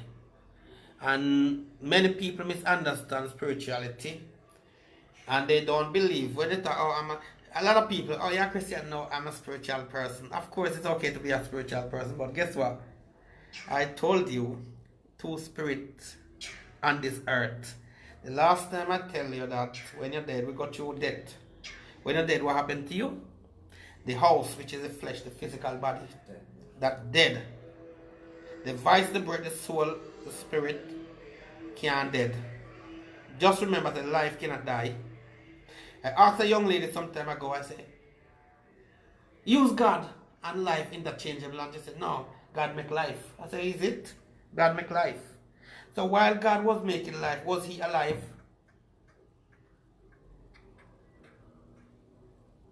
Do you follow me? Was he a dead God making life? Or was he alive? Alive. That means he is life and he gives you some of what he is. Yes. Because if he stay outside of life and make life, there's no life. There's no life. You understand me? So he is alive and he gives you some of what he is. So when you try to tell yourself that God and life is different, you are confusing yourself. Because you're trying to tell, people tell me that God made himself all the while and all them something I'm here and all them something. I'm trying to say, hold on, where did you find that one? God make himself. Then if God make himself, then we could always resort to the Big Bang Theory. That's why I asked the woman that question. Did he stay outside of life and make life? Or he is life and he gives you some of what he is? Now, when we go to the Genesis story, it says God made man and he blew the breath of life into man and man become our living soul. You see, we see mannequin and statue every day. Yes or no? Yes. We see mannequin and statue every day. They make by man, and the devil too can make a load of man out there. But one thing they're not going to have is what? Life. Because he is not a life giver. Neither is he a life taker. Yeah, neither he's a life taker. But he comes to drive fear in you and intimidate you. You understand? Yes. That's why the Bible said, fear him who can destroy both flesh and soul and spirit and vice in hell. We don't fear the man who can push the bullet in you and separate you. Because we do whole permit reason. We talk about the soul of man, the spirit of man, what happened to you when you die, and all them stuff there. We never did yet, so of course I did before, I just remember. But we say dead people now is a deep thing again. We're going to talk about it one day. The natural man cannot understand sister, big and serious, definitely. The young lady told me that God make life. And as I said, the natural man cannot understand because these are deep. I mean, I might come here and bust a little joke now and then and try to entertain my listeners and keep them real. Because we can't come here and with a bag of frustration and just start to burden the people with foolishness. No, we have to come up and make them feel comfortable, make them feel at home. And that is why today we don't have really enough people listen to me for some reason. Maybe we start late. I know in England now it's very late. At 10 o'clock in England now, 10:15 in England. When we probably have about 5 o'clock or some after 5. Yeah. So we kind of get late now. But normally if I was in England, I'd start like about 5 o'clock, 6 o'clock. But for me to start 1 o'clock in the day in Trinidad, I wouldn't have much thing to do. So I try to start in the evening that we can catch some of the people then. Yeah. So people, big and serious. I'm telling you, this is deep. And we have some more thing. We start the conversation and we're talking about buck. That we start talking about in the buck. Then we run off and we go to the way how things happening and things like that. And the Virgin was telling me about a whole bunch of things. Yes, so here is Neil again. I'm gonna give you a taste of Neil. We'll play number 3. Here is Neil. This book contains the most exciting news of the past 100 years. Humanity is about to create a new form of spirituality on the earth. I want you to commit now to finding your place in that creation. This book is a look at tomorrow's God. It's about humanity's future, but not some far-off distant future. Rather, it's about our near future. and the role that humans will play in creating it. It's about the role that you can play in creating it. It's about what will happen and how it will happen. Like the other With God books, this text takes the form of a conversation with God, but it's not necessary to believe that I actually had such a conversation in order to benefit from it. All that's necessary is that you have an open mind, and this book even tells you how to achieve that. But now, fair warning, you'll find information in this book that's not new to you. In fact, very little here cannot be found cumulatively in the sacred writings of all the world's wisdom traditions. Very little has not already been spoken by all of humanity's master teachers. Very little, for that matter, has not appeared in my own previous writing. Neil Donald Walsh. His name is Neil Donald Walsh. I suggest that it's not that it contains wisdom which we have not been given, but that it repeats wisdom to which we have not been listening. All right. And the problem is, all right, don't play the part now. Don't play the part here, because the part I really want to listen. What caused the coincidence? Well, I would say that God caused it. But then we're back to the definition of God, which states that God is the cause of things, not the things that are caused. Do you suppose that God could be both the cause and that which is caused? Do you think that God could be both the creator and the created? I never thought about it that way. But no, on first glance, I'd have to say that God is the creator, and we and the world are the created. And if I didn't believe in God at all, I guess I would say that what caused the shooting star to fall just then was random chance. And random chance randomly selected that random moment for that random occurrence? Yes. If I did not believe in God, I would say that. Yes, I would say that the occurrence was caused by randomness.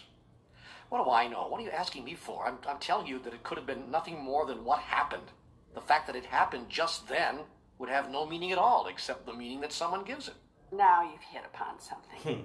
Nothing has any meaning at all, save the meaning you give it.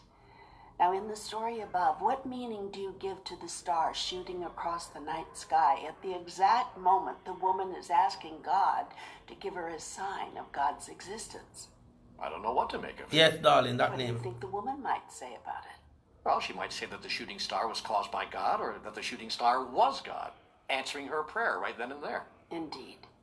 And if she believed the shooting star was God, do you think she would experience God as male or female? Oh. Yeah, I see what you mean. And I tell you that tomorrow's God will change form as each moment and each individual seeking to experience God dictates. Whoa, hold it. You mean we get to decide? Yes, darling. His name is Neil, Neil Donald Walsh. Neil Donald Walsh. Yes, spell it right. Who and what God is? Why are you so surprised? You've been doing that since time began. You call this religion. Yeah, but religions don't decide who and what God is. Religions simply tell us what God said about that. In other words, what God told human beings. Yes, what God told human beings. And in very special revelations to very special people at very special moments in human history. Such as the revelations being made here to you at this time? Well, wait a minute. That's a pretty big stretch for most people. I don't think that most people are going to believe or accept that God would choose to reveal himself to me personally, if that's what you're asking.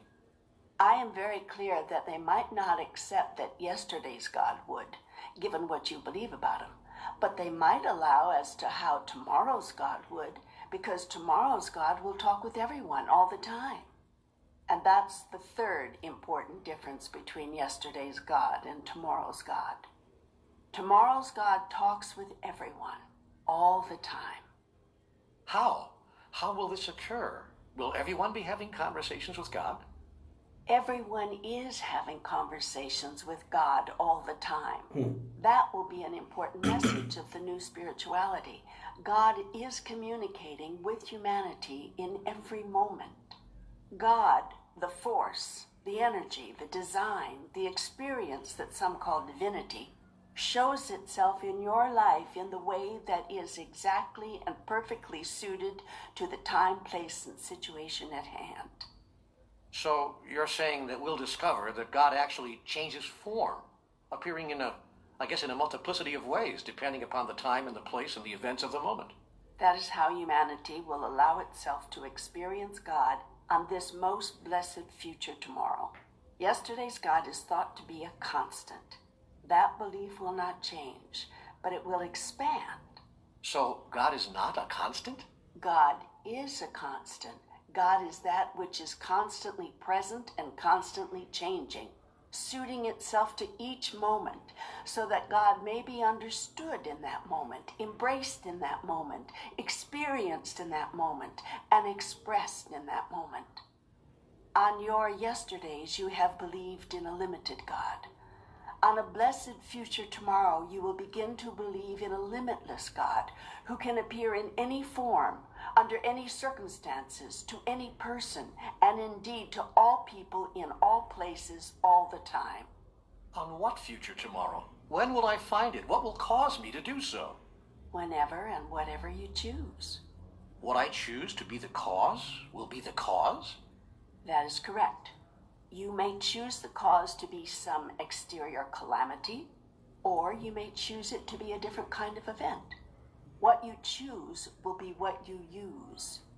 You could even choose to use this dialogue, this audiobook that you're listening to right now, to be the cause of your awakening. Many people will.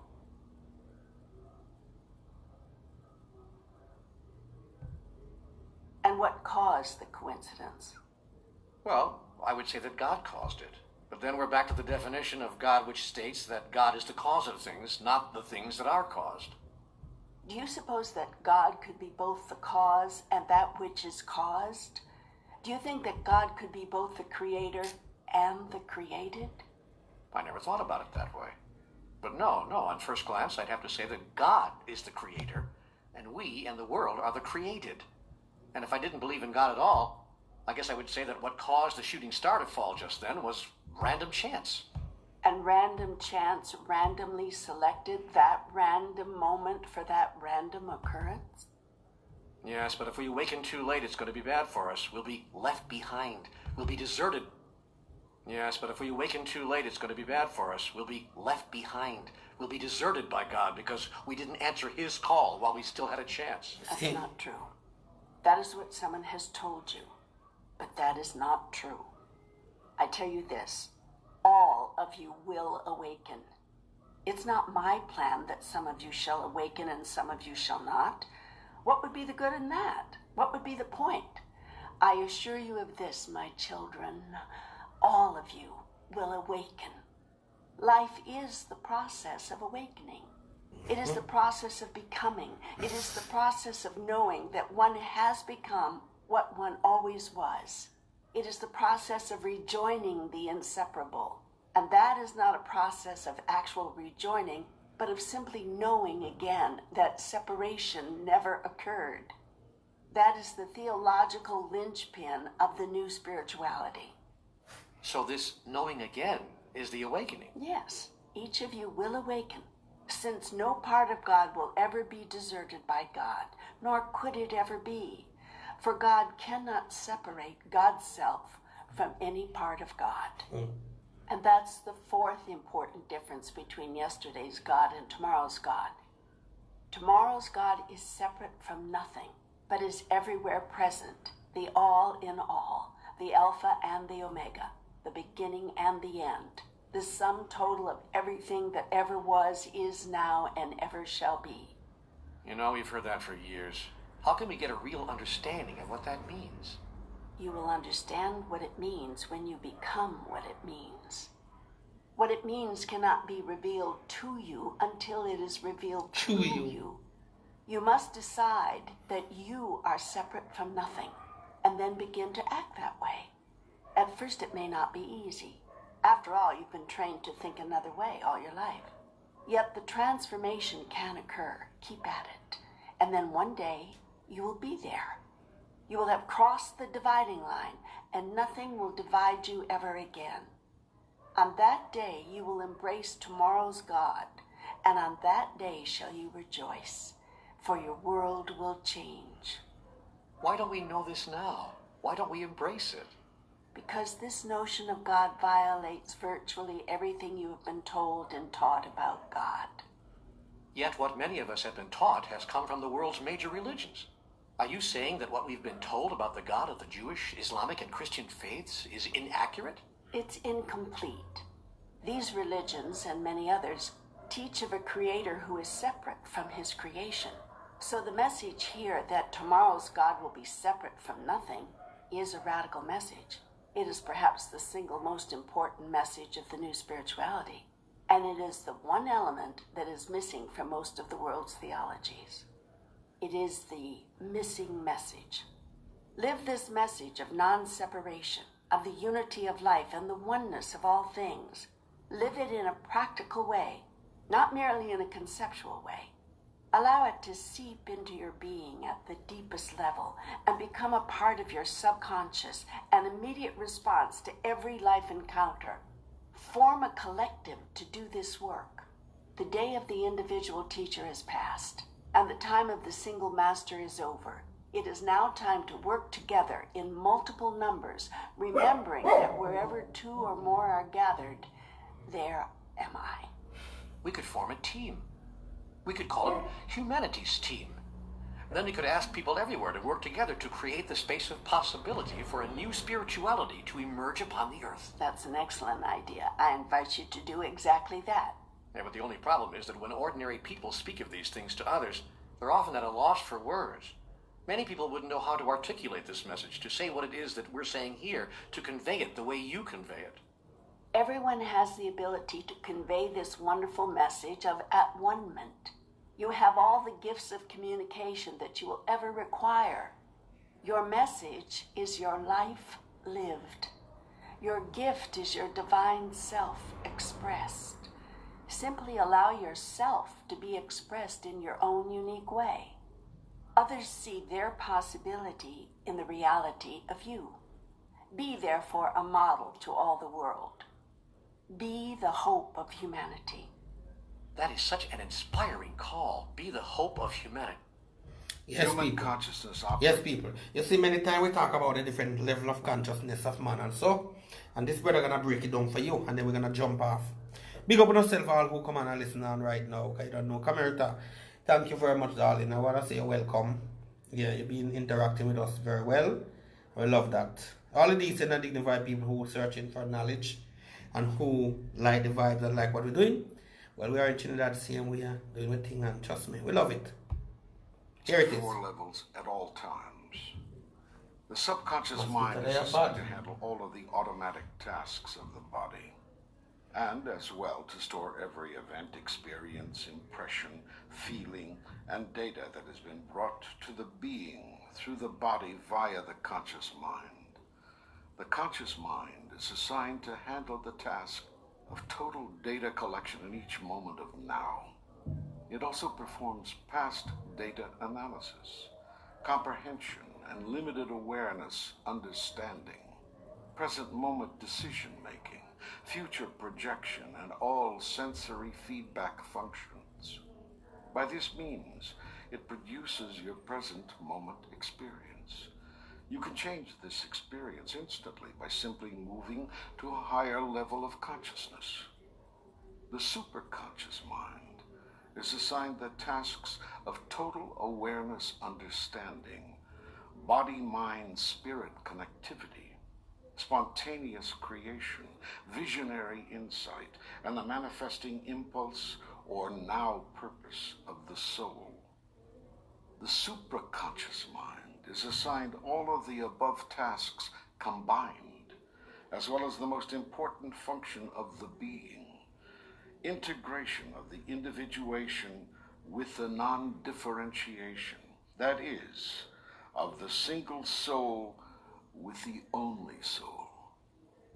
It is at the superconscious level of the mind that you are connected with me and with all that is in a non-linear total infusion pattern that eliminates delineations even as it maintains specific energy form integrity. One more time, please. It melts you into God without forgetting who you are individually. This is the exact reverse of the process of your subconscious mind, which melts you into you individually while forgetting who you are. Put simply, the subconscious or lowest level of mind pushes you away from God, while the supraconscious or highest level of mind pulls you toward God. Well, you see what I'm saying right now. Let me just clear up something. The sub mean under. Here? Mm-hmm. The reasoning right now is we're talking about God, life, vice, breath, soul, and spirit. And when you're in your superconscious level, where we say that a million times, you are a physical being, but spiritually you get charged up and connect with life, vice. You open up insight, hindsight, and foresight. The sub pull you away from life, because when you're in your subconscious state, in the scientific world they call it coma. You're almost like a dead person.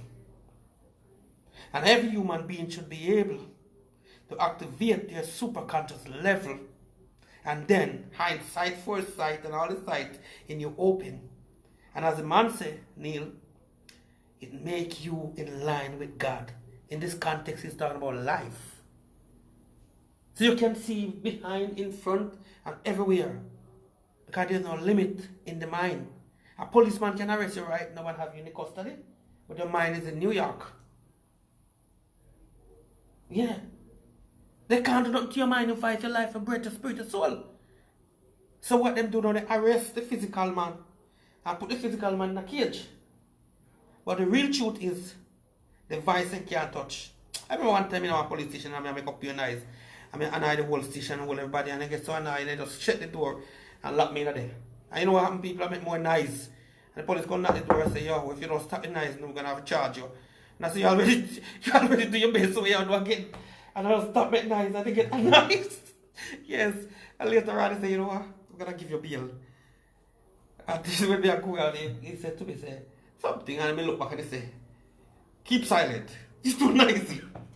You understand me? So what I'm trying to say to you right now is that you can make any noise you want. Anywhere. They can't stop it. You can be shouting, you can be whispering, you can make noise, they can't control it. So alright, let Neil finish and then we go. This push-pull process is a micro version of the macro tension holding together the entirety of physical creation that you know as the universe. The subconscious performs its function by storing every bit of data it has ever received from the conscious mind that would allow it to differentiate itself from the all. The supraconscious performs its function by storing all data everywhere, allowing it to non-differentiate from the all, even as it individuates. It can thus produce, in all humans at any moment, the experience of non-separated separation, or what could be termed the singular duality. It is doing that right now, as you, Neil, conceive these words, which are coming from me, but are coming through you, even as if the two were one, which is precisely the case. The entire Conversations with God series of dialogues has been designed as a step-by-step process of freeing humans from their limited perceptions. That is, of moving them from their subconscious to their supraconscious. This process is known as consciousness raising. It is the means by which human beings are moved to greater awareness of life, a grander experience of the self, and a greater connectivity to the universal. When this process of reintegration occurs, your conscious choices and everyday decisions reflect more and more of the wholeness that you are, more and more of the ultimate reality of unified intelligence and unified understanding and unified expression that is often called in the languages of your world, God or life. Right. So loving people, you know, we can give you a whole bunch. We almost done 2 hours right here, and the time has come for me to say goodbye. Knowledge is power, truth is divine. Please, whatever you want to do with what you learn, you can. But the truth is, it depends on what you do with it. You can throw it in the rubbish bin of history and let it stay there, or you can use it to elevate, educate, and edify you and your people. As for me and my family, we'll exalt the knowledge to the fullest, and we'll use it to make us a better person. So right now I say peace. My peace I leave with you guys. Bless upon yourself. God bless you. See you again, God's willing. We'll do it again. BSB to the world. Shukabini house. Baba Shukabini ultimate. Sign out.